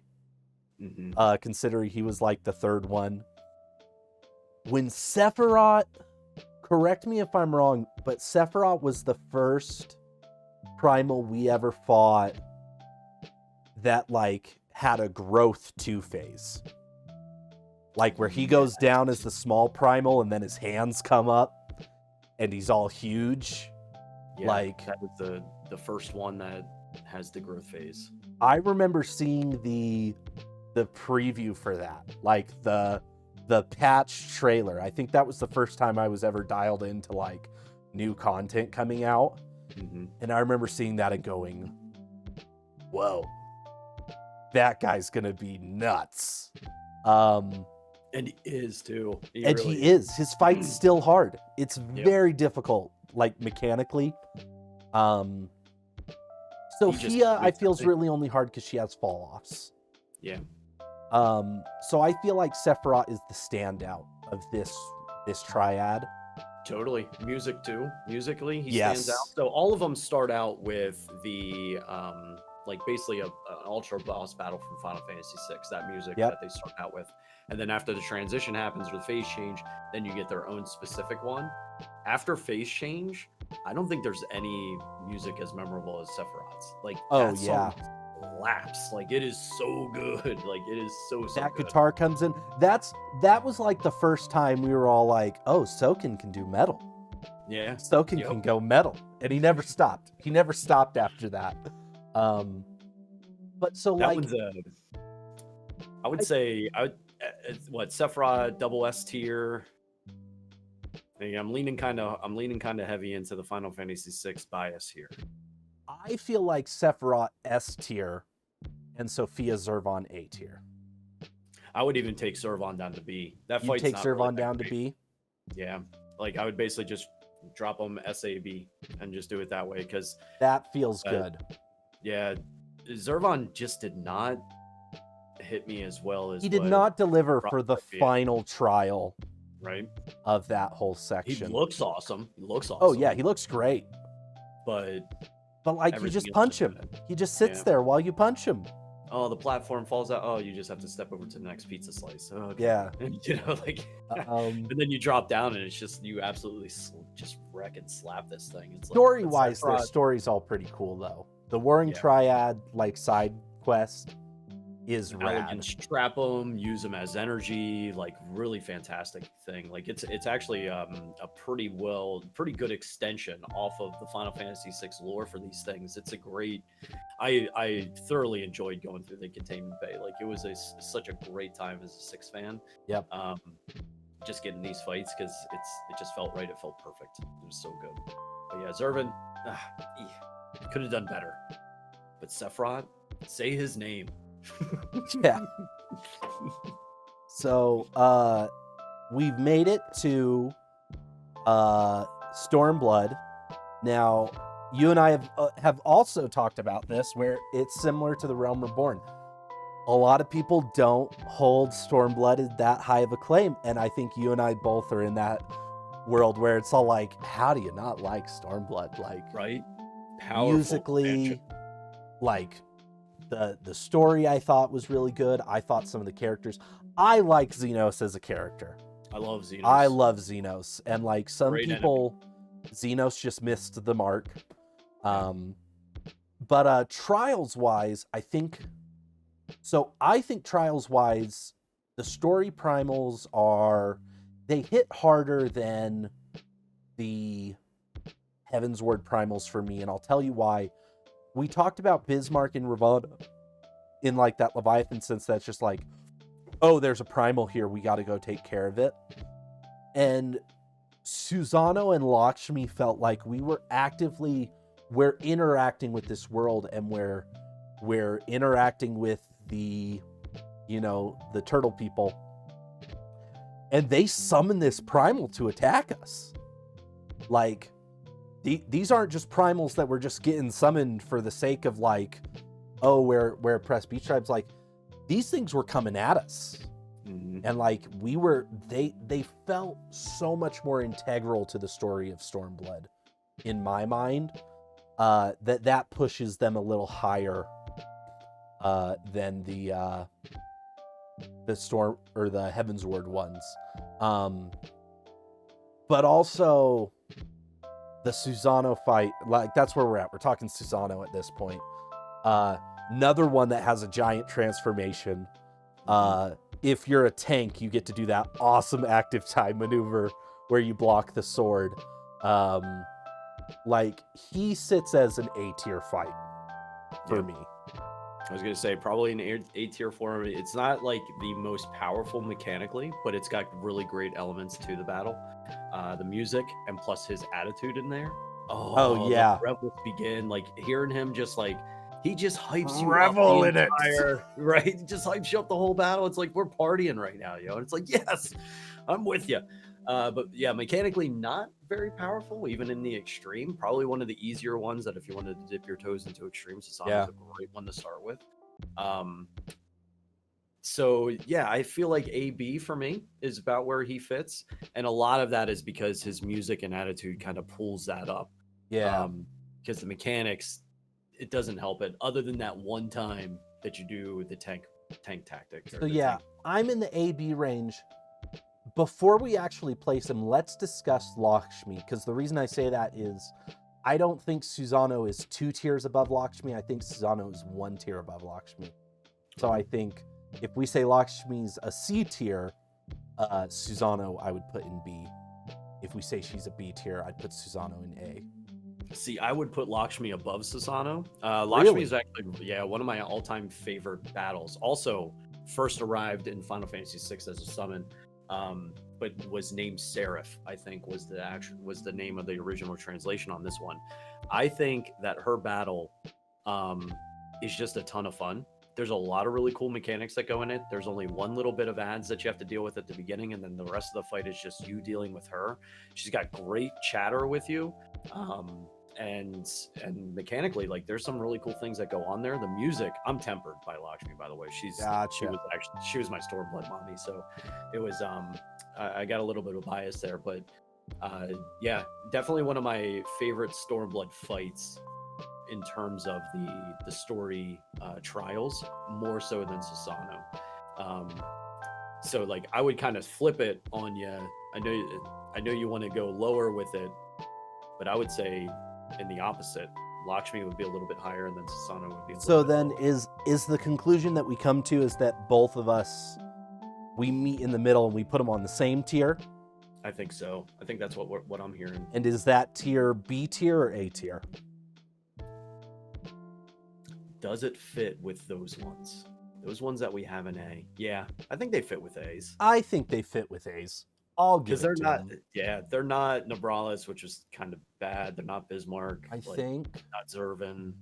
I think A's a perfect spot for them. Okay, it does just make A bigger automatically when we add more. I was deciding if I had to add another row. Yeah, A tier is a good spot for him. All right, Shinryu.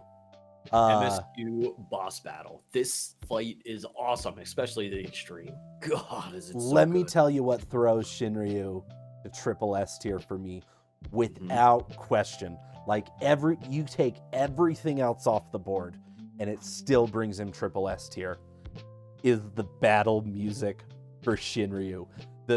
And we've talked about this on your streams. The Stormblood final battle music wails. It wails so hard. You might as well just move it to triple S tier, because I'm in complete agreement with you. I think Cool. that this is those moments in Final Fantasy XIV that you cannot beat. Like, this is a great time. Story leading up to this point, Xenos has been slapping you around all MSQ, and it's like, finally you get a chance to stand toe to toe with him. He's like, I got something I'm gonna throw at you real quick, and he does it, and it's just like, and then you get into the fight, and the music is perfect. Extreme's mechanics are absolutely incredible. I love this fight. And people don't want to admit that Xenos is as powerful as he is, but he tempered an Elder Primal. Yeah. Not just any primal, he tempered an elder primal. We're talking super boss level primal here. Like, this is a Yeah. super boss dragon. Stands toe to toe. Like, the original dragon that fought Omega was Shinryu. Yeah. And they eventually got to the point that they just couldn't fight each other anymore because nobody could win. They were standing toe to toe with each other. Like, incredible power out of this thing. And Xenos is like, I'm just gonna go ahead and use that. Thanks.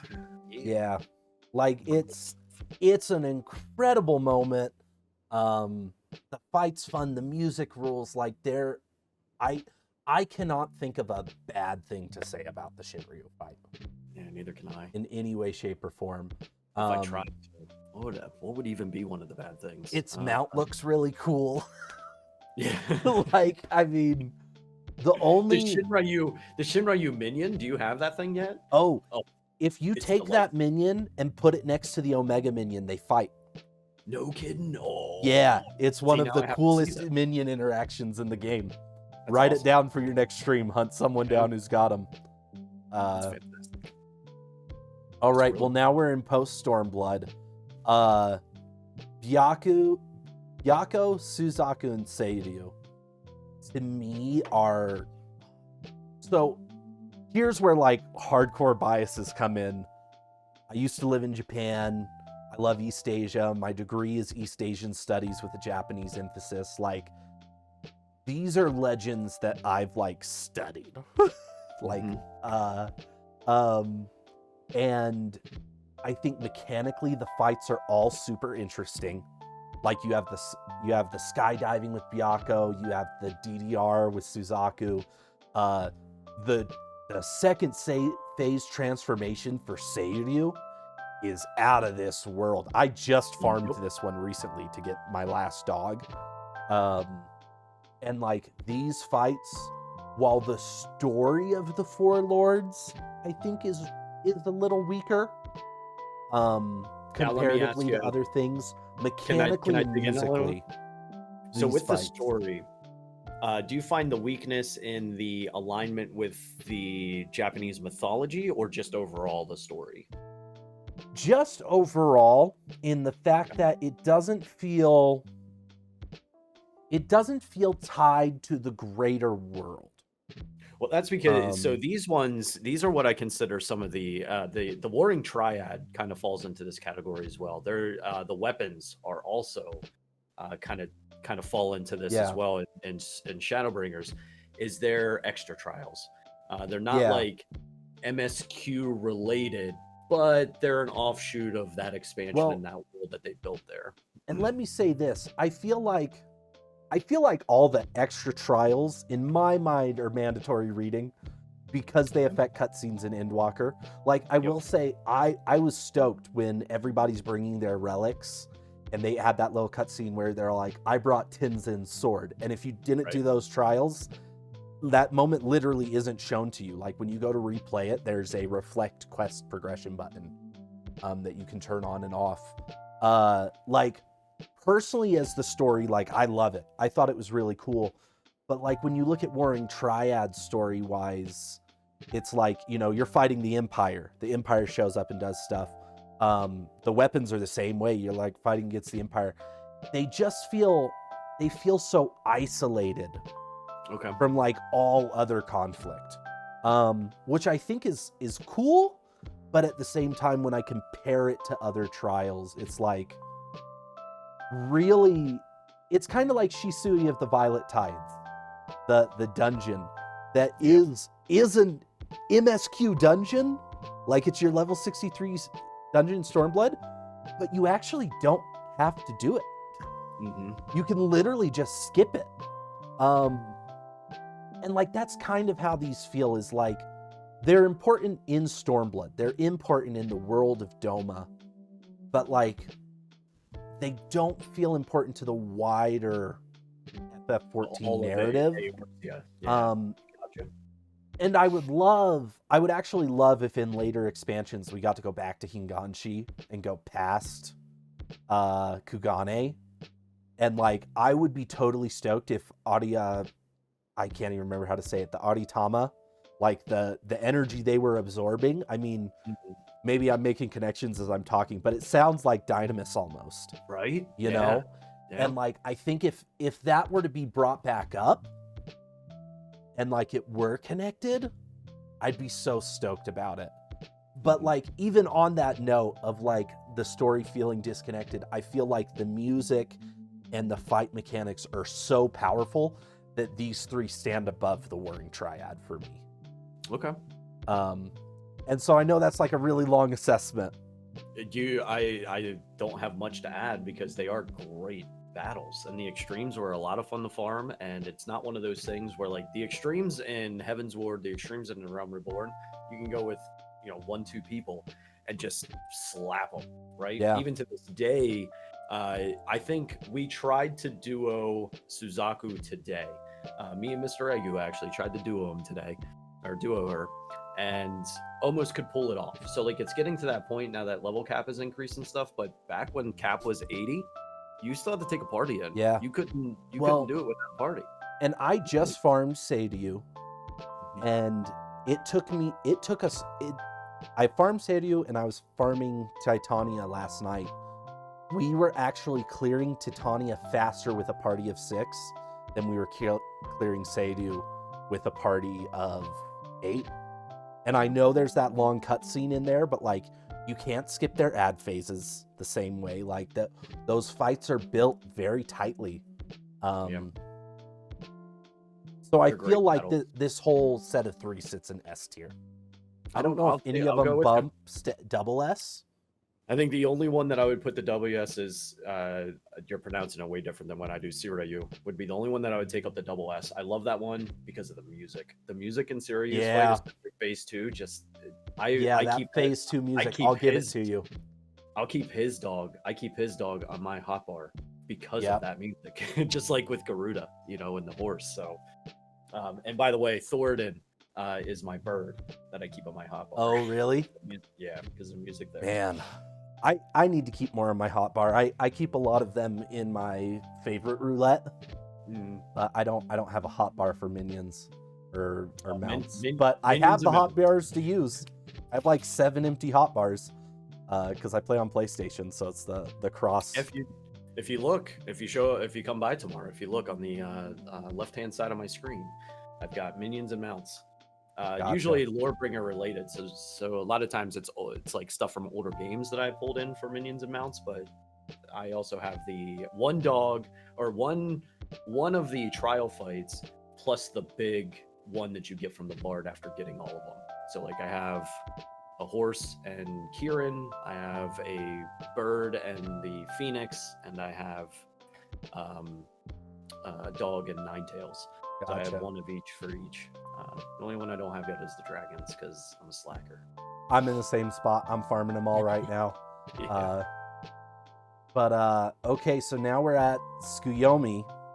I love everything about this fight, man. No, this is another Stormblood trial. I would put it in triple S. Okay, cool. Zero arguments. Like, story-wise, yep, awesome moment. Like her turning around and being like, "You suck, bro." And I mean, Asahi does suck. And like, she does the transformation. Another one of those moments where we see a primal born from a transformation, so that's really cool. Music wise, like, such a jam. Such a jam I can listen to over and over. And like, man, that fight, like, the places you've got to stand, everything about it mechanically is just interesting. And it felt fresh. Like, to have AoEs that weren't just big circles, like, and like the switching back and forth of like your stacks, like being in the darkness and the light, like it's one of those fights. Every time I get it, I'm stoked that I got it. In any kind of roulette situation, any of that, like, it's fun. Yep, you nailed it. I mean, it's another one of the perfect battles. It's a really, really good one. No override needed on that. Like, it is I think one of the things that hits really hard in that battle is whenever you have the phase where she kind of drops to her knees and you start going through with the ghosts, the apparitions of Oh yeah, man. family, friends, and Xenos, and Tears Ghost every shows up, time. and it's like, oh my god, this is so ridiculous. It's Tears so good. every time. Even when I was farming it was like we could do like 5 run-throughs. I'd be like, I need a bio break, and it was all like, I need tissues.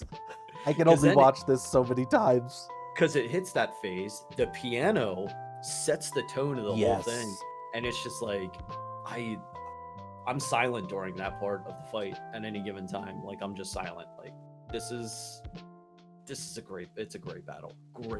Great story wise, great music, great mechanics, and it's perfect. It's a perfect fight in my opinion.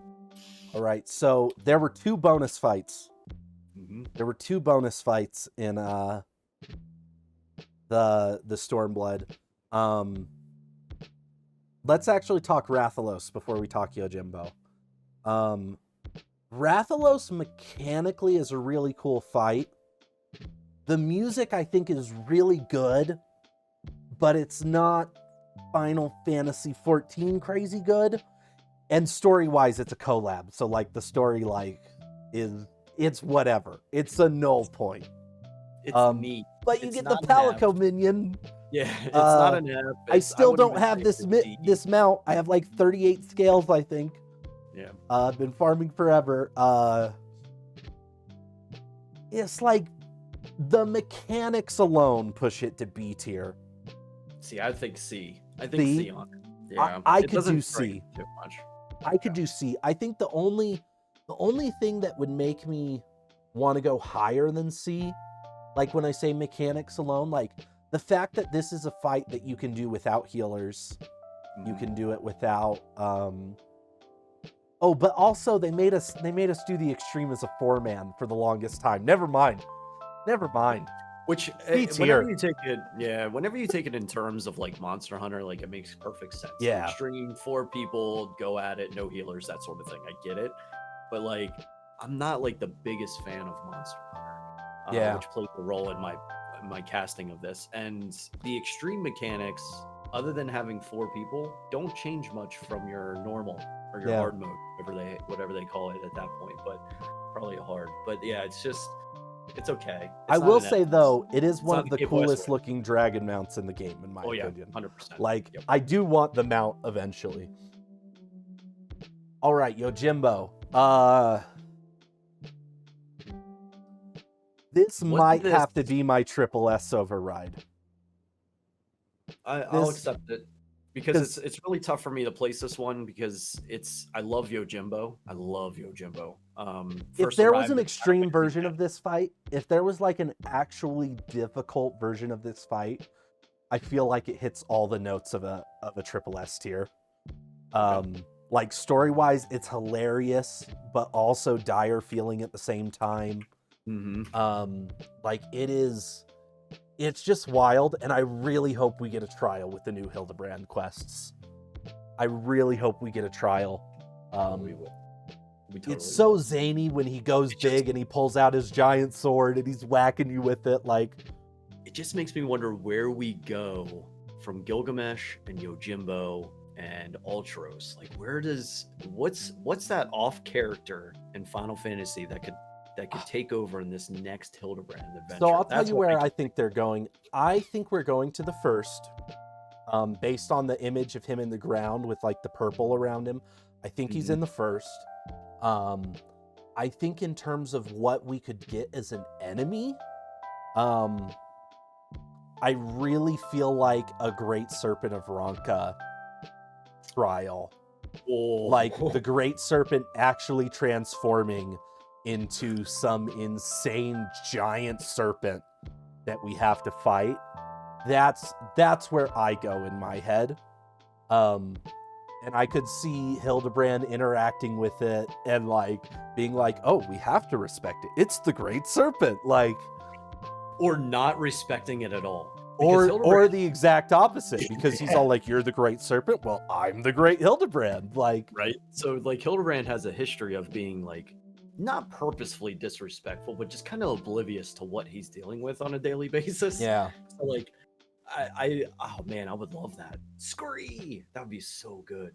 So, Great Serpent of Uncut and Hildebrand. but yeah, this is going to be my triple S tier override because It's got the best boss music in the game. So that's true. there you go. That's true. But, and the reveal, even the reveal that Yojimbo is Gilgamesh, like, that was like, what? Yep. All right, we are in Shadowbringers now. This is where stuff, I mean, past this point, I'm looking at what's left on the list, and I only see one fight that I don't think is S tier or higher. But we may have differing opinions on that. Let's start with Titania. The infamous fight that somehow every single one of us cleared on our first run in the story, but every single time we go back to it, we're in parties that wipe 8 times. I don't know why. I don't know how. That is just the law of Titania. So, Titania, I think story-wise, it was great. Like the push through Ilmeg and how we got to that point to be fighting it, and I think that was all really cool. I hated the pixies though. I'm not even gonna try and sugarcoat it. I hated the pixies, but getting up to the point of fighting Titania was a fun time. The battle itself, musically, does not strike me. I know that it's a good Really? tune. Yeah, the Pulse version of Titania's theme slaps. Love it. But the standard, just regular boss theme, not a big fan of it. This is going to be one of those ones that I could pretty much easily put B or C and walk away and be okay and comfortable with. It's just not, to me, it doesn't fall as an S tier. And whenever I look at what we have in A, it doesn't fit A for me either. This is, in my opinion, is the weakest of the Shadowbringer trials, besides the one that we're probably both thinking belongs like kind of low on the. Yeah. I'd agree with you there. I think it is the weakest. And that's what I really don't know if it sits where Bismarck and Zervon do for me. Like I don't know if it fits up with the A tiers. I don't think it fits in the B tiers. Then let me go this way. Let me go into it a little bit deeper. I think that the ads are redundant in the way that they behave. So you go and you fight a small version, they get a large version increase during the fight, and you basically deal with the same mechanics. Visually, it's cool, but mechanically, you're right. You're right. It's not. You know, the keeping it fresh, fun, and rolling through the battle. That ad phase is awful. It's one of my least favorite. You're right. That mechanically, it's a B tier. I think I'm swayed by the story and the music, but mechanically, you're not wrong. So I'm good. Yeah, I'm good with the B. Like I said, I could even push it to C. I could keep on going, but like I think B's the highest that I would want to take that in the sense of things. Now the next one. The next one, Innocence. Mm-hmm. Powerful. This is a double S tier for me. Yeah. I don't know if it's quite triple because I look at what we have up in triple. It doesn't. Besides our overrides, like, like emotionally, I feel a lot of like. I felt like a lot of like, let's do this, like ready to go. But I didn't feel like the grandiose end of the world feeling. Like, I felt like we're gonna take this guy on and go figure out what's actually going on. Yeah. So, you know, it's not an end of the MSQ fight or anything like that, but it is a big bad. And it's somebody who I think the moment we met that character, we wanted to punch him in the face, and everything led up to that point to finally do it. We climbed Mount Gog to do it. Like, it was a great lead up to it. Again, like, mechanics, not too powerful. The music doesn't strike me too well. It's good music, but it doesn't strike me too well. But it's better than Titania. I would probably go on an S tier with this one. An S tier? Yeah, I'd just agree. Because it's got decent mechanics that fit within an S tier fight like that. It's just not. It's not our double S, triple S's that we've got up there. It's not quite there. Now, the next one, if this is not a triple S tier fight for you, Oh, it is. You're gonna It have is, to but justify that hard to me. don't you worry. This is another again, and In you the can kinda- story. viewers, YouTube, you can see the common thread for some of these battles because Hades is an MSQ ending trial, just like all the other triple S tiers that we Yeah. basically have sitting up there besides our overrides and Shiva, right? So like, and every MSQ ending trial to me is a triple S. They put their heart and soul into these battles. The music is fantastic. You've got Do three we want to phases go of back and change. bring Thord into Triple S? Oh, it's tempting, isn't it? It really is. We'll think the leave him only alone reason- for now. We'll leave him alone for now. Yeah, I think the only reason that I wouldn't put Thor in Triple S is because the pacing of the battle. While the battle itself is really cool and there's a lot of cool stuff that goes on, I feel like the pace of it's a little slow. Yeah. That'd be the only reason that I would go. Yeah. You're right. You're In right. But comparison to the Hades, other ones that are sitting there. Hades is a hard Triple S. Yeah. It's a perfect fight. It's a perfect fight. There's nothing. It's Story almost wise, one- if you're not in tears when it's happening, right. you 'Cause weren't paying I know- attention. For me, I was looking forward to this fight. I wanted to punch Emmett so hard. Emmett was a villain for me. I know Yeah. a lot of people had a lot of conflicting emotions about Emmett on how they kind of agreed with him. They saw his point of view. I have a friend whose Discord status is Emmett Selk did nothing wrong. right. So like you have a lot of people that for me, I look at the guy, you wanted to kill trillions of people just to get your own way. No, like that's not going to happen. Yeah. So whenever I got to this fight, it wasn't like, oh, I don't want to do this like a lot of people felt. And I understand that. I wanted to do it. I was ready to do it. And it was one of the best fights that I got into For with me, the fight. For me, I was the I wasn't the I don't want to do this. I was the I wish I didn't have to do this. Yeah. I think that's actually Emmett really is good. a great sympathetic villain. Like you look at what he's doing and like he says it in the game, you know, he says my ideals are untouchable kind of thing. Like what he was fighting for wasn't a bad thing. Mhm. The way, and even once you find out the story of Endwalker, you know, you realize like, you know, the world of the ancients, like they weren't bad people. Like No. That even was one like of the what greatest Hermes things. does and whatnot, like those kind of things. And it is kind of this, you wish he could get it back, but the way he's going about it, you can't let it happen. The one cool thing that Endwalker did for us, because Emmett again is a great character, and you wanted to sympathize, you wanted him to be your friend. Endwalker gave it to us. Yeah. So all of us, me on my It gave side, us Emmett before the atrocities. yeah. So like we finally got an Emmett that we could be pals with.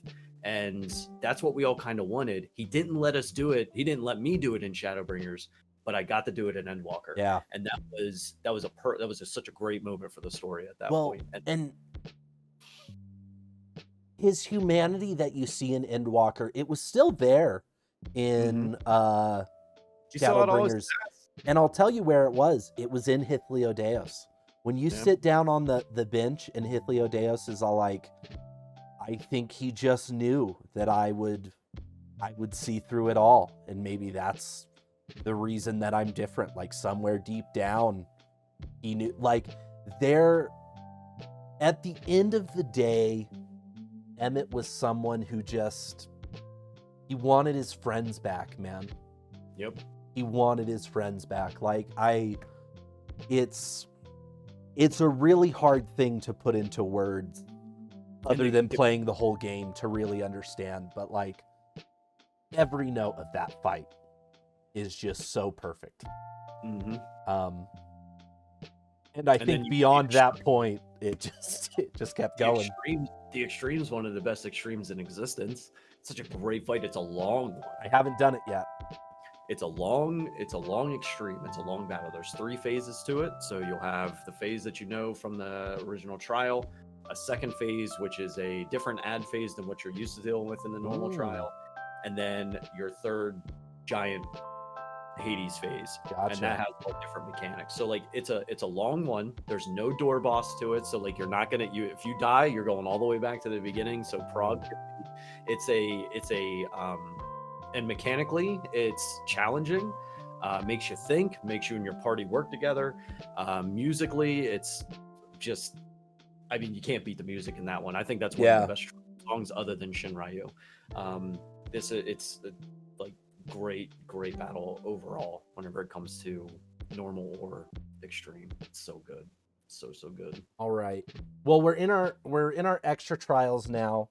I'm gonna do the same thing for the weapons that we did with the Four Lords and the Warring Triad. Kind of look at them as a unit. These ones, music-wise, I absolutely love all three of them. Story-wise, I thought they were phenomenal. I really loved the whole Werlit Chronicles. I loved seeing Gaius come back. And like the fact that like it was his children, basically, that we're fighting. Like, very emotional. Diamond Weapon felt the same way Zervon did, mechanically. Like, the fight felt underwhelming. Emerald Weapon and Ruby Weapon, though, both of those for me, the first time you saw the transformation of Ruby Weapon, and you're like, whoa, this is a two-phase fight. Like, that was insane. And the way they somehow made Emerald Weapon still feel so impactful on its second phase. And Diamond Weapon didn't transform, which, you know, fit for the story and like those kind of things. But it was kind of a bummer that like that grandiose expectation was set and then we didn't get it. And so Diamond Weapon sits a little below for me, but I feel like, well, Diamond Weapon sits a few notches below for me. Like, I would put Diamond Weapon actually to B tier. But Ruby and Emerald, I would go as high as S or double S. Yeah, Emerald definitely a double S for me. So we definitely agree on that. Emerald is a glorious battle. The extreme is really good too. Music is fantastic. I still want that orchestration from Emerald Weapon. The first phase is just as fun as the second phase, and the second phase is intense and very precise movement of party is required. It is a great battle. I'm talking extreme. Most of these, whenever I mention, I'm talking extreme, where I spend my time. But that is a double S tier fight for sure. Ruby, I really liked after the phase change happened, how they kind of tied everything back to Nail from the coils, right? And because it was back to the coils, we had Dalamund in the background. Like, the whole environment on second phase of Ruby was great. The mechanics in phase 1 on the extreme are still challenging to this day. I would say, I think the only thing that was really missed on the weapon fights, other than Emerald, would be the music. And even, I would even say Emerald was a miss, because these are monsters pulled directly out of Final Fantasy VII. Straight up Final Fantasy VII bosses. So were the Warring Triad from Final Fantasy VI, and we at least got Final Fantasy VI boss music out of it. We got nothing from 7 out of these other than the models. You know what I mean? So I feel like that's kind of a miss on them. And probably why I don't put Emerald Weapon at triple S is because of that music. Interesting, because I love the music for him. Oh yeah, no, like the music isn't bad. You will not hear that come out of my mouth that it's bad. I just think it was a miss, because we could have had Final Fantasy VII's boss music or something. You know what I mean? 7, like, just dabble it in there. There's 7 fans out there too, like there are 6, but you know, Ruby. So you're saying Ruby, Diamond? I'm with you with Diamond. Diamond was uninteresting. To kind of end Diamond's off the B tier. Yeah, to kind of end off the series, it was sort of a weak ending to the weapon saga. Really cool though, great series. Ruby Weapon, I'll leave that to your discretion. I don't know where I would put it. I'm gonna put Ruby Weapon in S tier. And I'll tell you why I put Ruby Weapon in S tier and not up to double S with Emerald. I feel like by the point that we hit the Emerald Weapon story-wise, Emerald feels so much more impactful because you don't know what's happening when you go up against Ruby Weapon. When we go up to Emerald Weapon, we say we're gonna save them, and we fail. Yep. And that right there, I think, is impactful. Okay, Warrior of Light. Does there need to be a discussion? What a moment. Another one, Like, right? This another, I think there is zero discussion that this is a triple S tier fight. Yeah. It's so musically, if you're a longtime Final Fantasy fan, the emotion that hits when you realize what you're about to fight, really redeems Elidibus. Like, in my eyes, like Elidibus feels like the friend who was dragged along by Emmett. Like, and didn't necessarily want to do the things that he did, but like at this point he's too deep to stop. I think, and you just killed his best friend. Yeah. Like,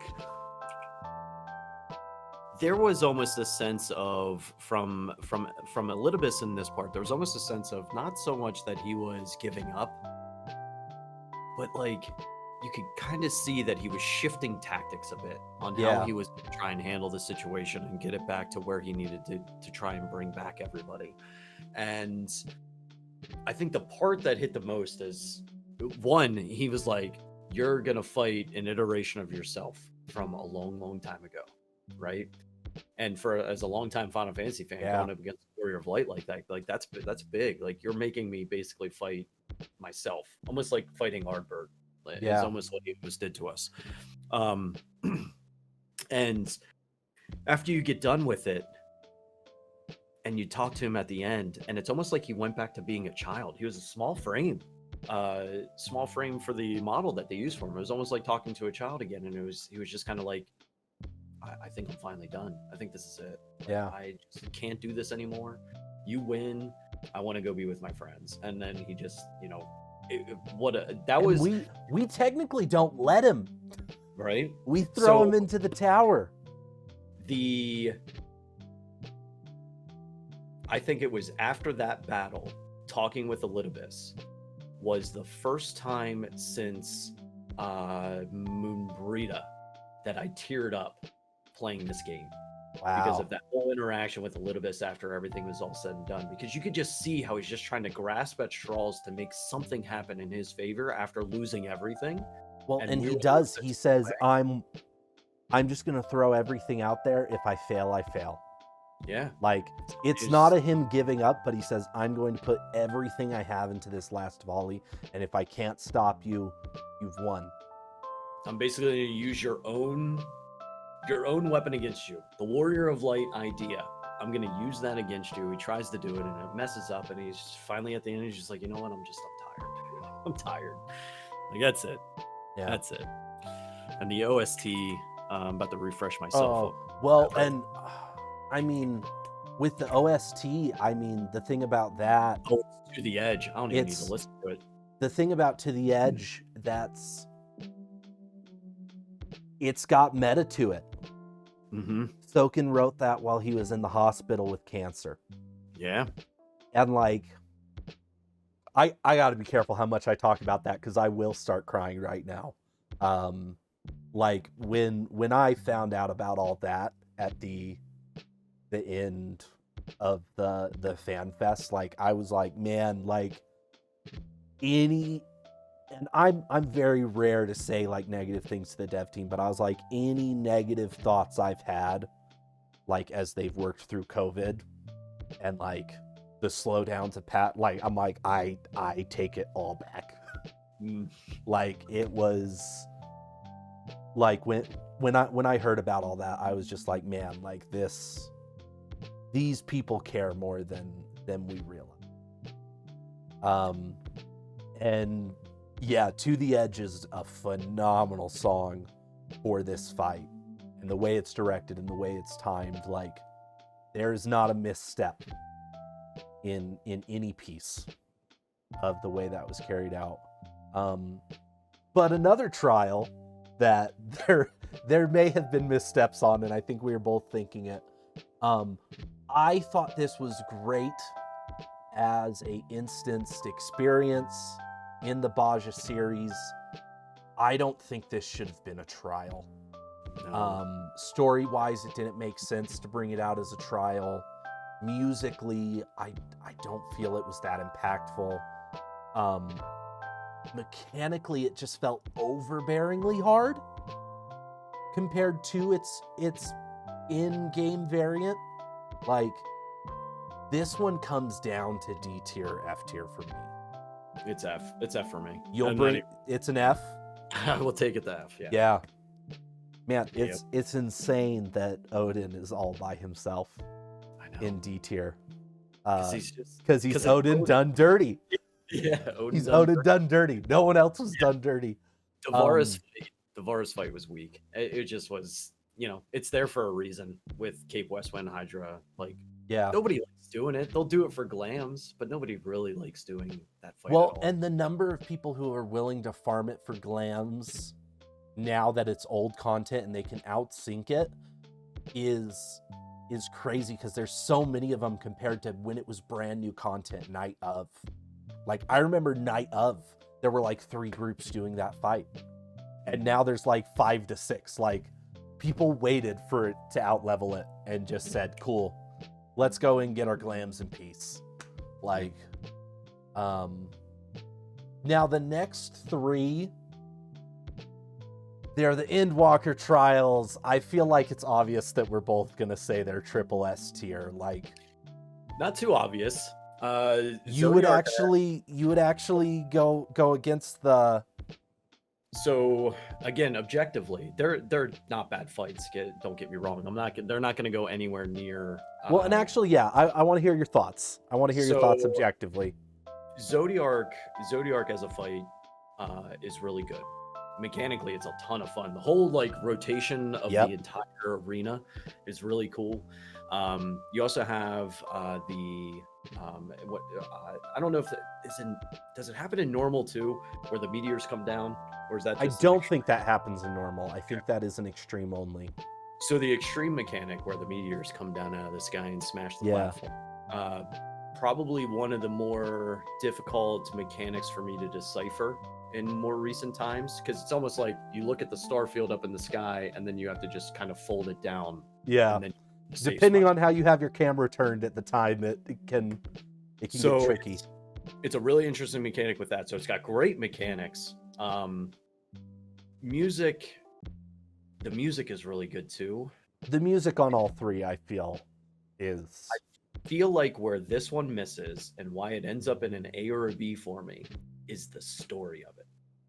I think. Really? Yeah. Because if you want to talk design of the Primal, it looks just like Chaos, which is absolutely freaking perfect. Multi-armed, multi-horned beast of absolute destruction. It's like we're looking at Chaos in Final Fantasy XIV, not like the raid from Omega or anything like that.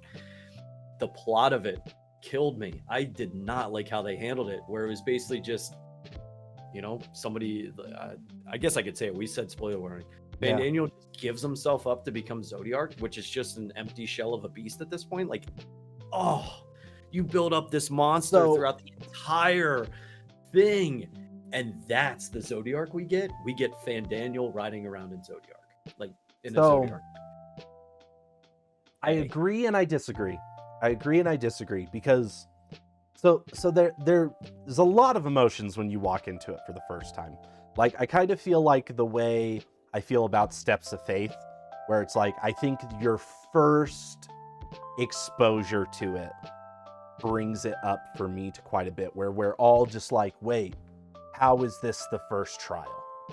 Mm-hmm. Like, feels out like we're so shocked. And I think it's when you think about it post that there's kind of 2 roads that can be traveled.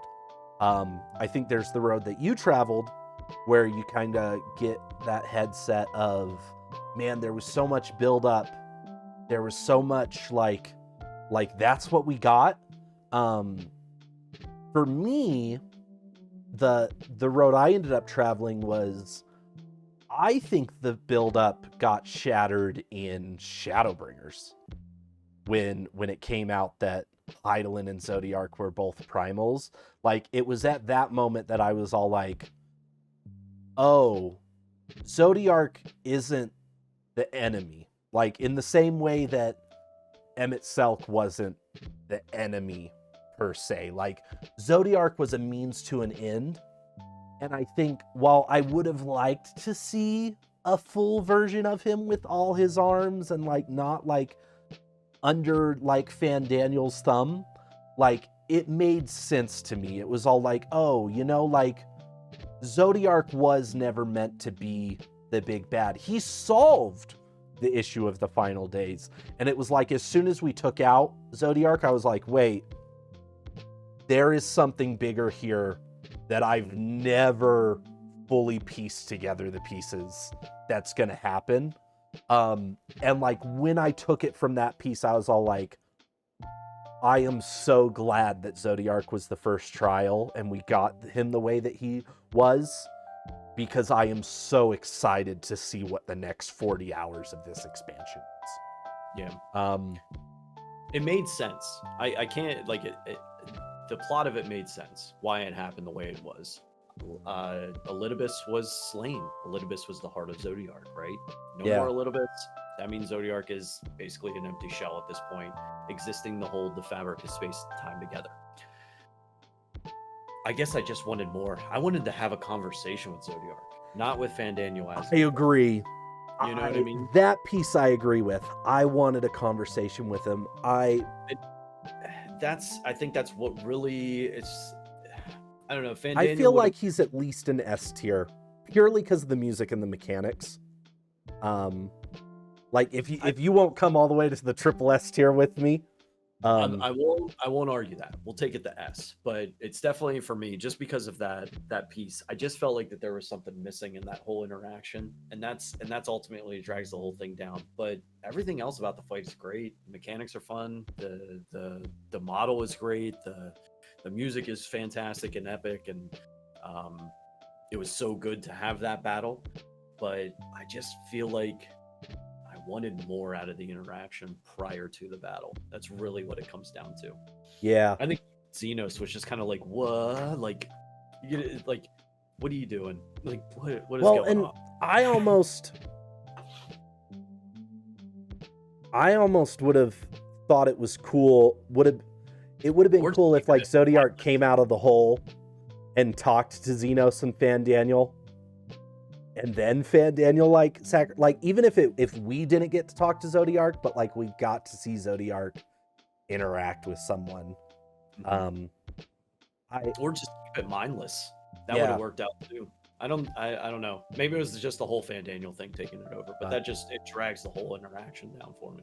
Now let me ask you this. Had Fandaniel been in a body that was not Asahi's, would that have made you happier with it? Because I know a lot of people just really hated looking at Asahi's face. Oh, I thought Asahi being Fandaniel was perfect. I think it was a great person to bring back. And like it wasn't that. It was the lack of interacting with Zodiark that did it for me. Asahi coming in or coming back from the dead after just absolutely hating that guy by the end of Stormblood, like that was, I was okay with it. I was all right with it. I think Fandaniel with Asahi face was a good villain. It was a good one. It took us back to the just crazy sociopath, psychotic villain type, and it was a perfect face to do it with. Everybody wanted to punch it. Yeah, hit the mark. All right, Hydaelyn. This one, if we're going the objective, not instantly throwing them into triple S tier, for me, it's a double-edged sword on the mechanics of this fight. I think story-wise, it's a triple S tier moment for me. I think musically, it's a triple S tier moment. Mechanically, it's weird. I enjoy that fight so much more in the trust system than I do running it with other people.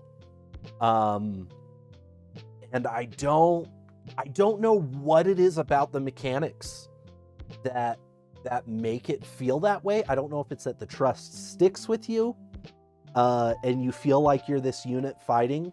But like, mechanically, it just didn't. I guess it's this. When you fight it with the trust system, if you die, that's a wipe. Mhm. And so you feel way more dialed into the mechanics, and the mechanics feel more impactful because of that. And the DPS checks feel more impact. Like it's all on you.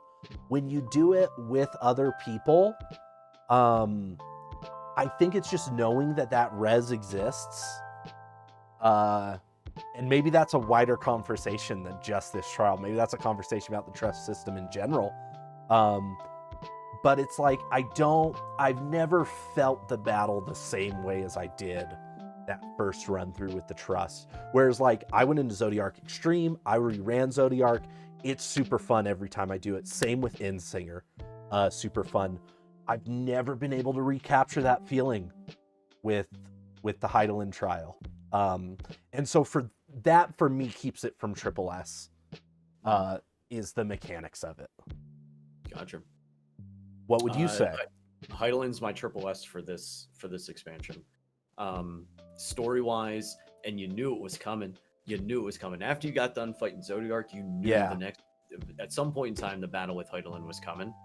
And there was almost this sense of, she knew, you knew, you looked at each other, and it's like, I don't want to do this, but we gotta do it. And then you just go and all out at each other, and it's just like, it was a perfect story moment in my opinion. I think that the fight mechanically, especially in Extreme, is incredible. Light Wave is still a mechanic that challenges me, even though I've gotten the mount, gotten a bunch of clears out of it. Like, Light Wave is a really fun one because you've got to see where you're running to. As the waves appear, get to that place, and then a lot of like little running around crystals and stuff like that. Then you have the ad phase. The ad phase in Extreme is just a ton of fun. Keep them away from the crystals that the rest of the party is fighting, while you, the other tank, and a healer are hanging back, just kind of rotating them around, and then everybody comes together again, takes the ads down, and you go back into it. And the music, Answers, it's it's a different version of Answers. I think it has a different name.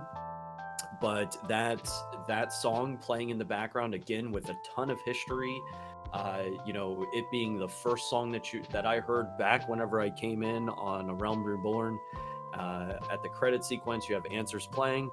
You're fighting Hydaelyn with Answers playing. Yeah. With all these great mechanics going, like, this is my Triple S tier for this. I feel comfortable bringing it to Triple S tier. I'm not gonna argue against bringing it to Triple S tier. If you're there for it. So final trial. So I had an incredible experience with the final trial. I had an incredible experience. The fight itself took us about 25 to 30 minutes. And I'll tell you why. It's because in the first phase, I think we had 3 out of 4 DPS down the entirety of the first phase. I don't think we had anyone up. No one, and realize this was like day 7. So like, I guarantee at least 7 of the 8 people I were running with, we were all first timers in there. We spent so much time dead. I was a summoner. I was rezzing healers. Like, we thought we were going to wipe like 2 or 3 times. We didn't wipe. We didn't wipe through that whole first run. We got it on the first run, but like half the party was dead the whole time. That second phase hit, and not a single one of us died. And like, I honestly thought you could not die during the second phase. Because I was like, oh, it's got to be story. It's got to be thematic. Like, they're just not letting us die. And then I redid it later and realized you could die. And I was like, you're telling me that like the worst trial group that I've ever run with, where we were all just dead the entire time, literally just pulled our crap together after that cutscene, and we're feeling it so hard that we cleared without dying. Like, this one for me will always be remembered as a triple S tier moment, just because of the first experience I had with it. Like, even if you rip all the story out, even if you rip the music out, just the experience I had mechanically with this trial the first time holds it as a triple S tier memory in my heart. And then you toss everything back in, the double phase of the music that has literally every boss theme, the story up into that point, all of Ultima Thule, and then you sending your friends back and saying, I'm going to take care of this. Xenos showing up and you just being like, what the F is going on? And you hopping on his back, and like this character that was like your enemy is now your ally for the greater good, which is hugely indicative of the story of FF14 all the way through, of like forgiveness and the greater good, and like understanding that like there's a time and a place for things. And the thing that there was a time and a place for right here was joining together with the Xenos to go take down the Endsinger. Like, and mechanically, like, even objectively looking at it, I think it's a fun fight. I think it's interesting. I think the time warps, I cannot wait to see what they do with Extreme in 6.1. Like, if I hadn't already overrided Yojimbo, I'd be overriding this to triple S tier and not letting you talk. But what are your thoughts? What are your thoughts? I'm not gonna battle you at all. You're absolutely right. This is another one of those perfect end of MSQ fights. Triple S tier for sure. Except I would give it double S, and here's why. Because, and it's not that anything bad happened or anything like that. You go into this thing, story's leading up to it. Xenos shows up, steals the show. Xenos stole the show for me at the end of the game. I was sitting there going through the Endsinger, ready to get through it, just so I could throw it out with Xenos. I was that hyped. I don't know if you remember. And I remember when you shut it off, because you came to my stream after, and I don't know how fast you ditched. I spent the first like 8 minutes yelling at you of you bringing everyone in. Basically, my thought process, whenever that whole thing went down, when Xenos showed up and stole the show, is, I don't know if you remember from the movie Predator, the original was Schwarzenegger. Oh yeah. Dude is sitting, it's Apollo Creed, the guy who plays Apollo Creed. Carl Weathers. Carl Weathers is sitting in the room. Arnold Schwarzenegger walks in, sees him, and he's like, Dylan, you son of a bitch. And they slap hands. Yeah. That's exactly how I felt when Xenos showed up. Yeah. And I wanted to get through Endsinger as fast as I possibly could, just so that I could go battle Xenos. Like, I wanted that to happen so bad, and that's the only reason that I would say, oh yeah, double S tier. But it's clearly a triple S tier. Well, fight. And let me ask you this: if the planets crashing if we were like, I know this is like breaking all the rules of the tier list, but if we were to combine the Xenos fight at the end with this trial, does that bring it into a solid triple S tier for you? Oh yeah, 100%. Yeah. Because that would actually, if we take that same logic and apply it to Ultima Weapon, then La Habrea, right? Because we get a very similar sort of instance with that. That would actually bring down Ultima Weapon for me. Oh really? The La Habrea fight is so weak; it is so pathetic. Gotcha. But the Xenos battle is real. It's visceral. It is just two people slugging it out who don't necessarily, unless, for me, I didn't hate Xenos until he stole my body in Garlemald. Then I really hated him. Then I came back to being his best friend. Whole nother discussion, man. Whole nother discussion, that instance. So like, that moment when Xenos came in, stole the show, double S for me, but it's a triple S fight. Standing by itself, the trial itself is a triple S battle. And yeah, the music, the mechanics, I love the planet smashing mechanic that it's got going on. Oh yeah. Really, really cool. Yeah, I am so ready to see that whatever they throw at us for Extreme. Well, and that's the tier list, guys. Lordly, thank you so much for coming and spending the time to get this all put together. Took longer than I think both of us thought, but it's because we've got a lot of emotions and a lot of memories with these fights in this game. Do you think we got it right? Do you think we got it wrong? Let us know down in the comments. If you want to see more of this, remember to like and subscribe. Also, go check out Lordly's channel. Like I said, I'm going to have all of his links and info down below. And yeah, thanks for watching the video. Lordly, any final thoughts? Nothing more from me. Thank you for having me, Blitz, and I'll be looking forward to the next time you tap me on the shoulder. All right. Well, this has been Tiermakers. We'll see you next time.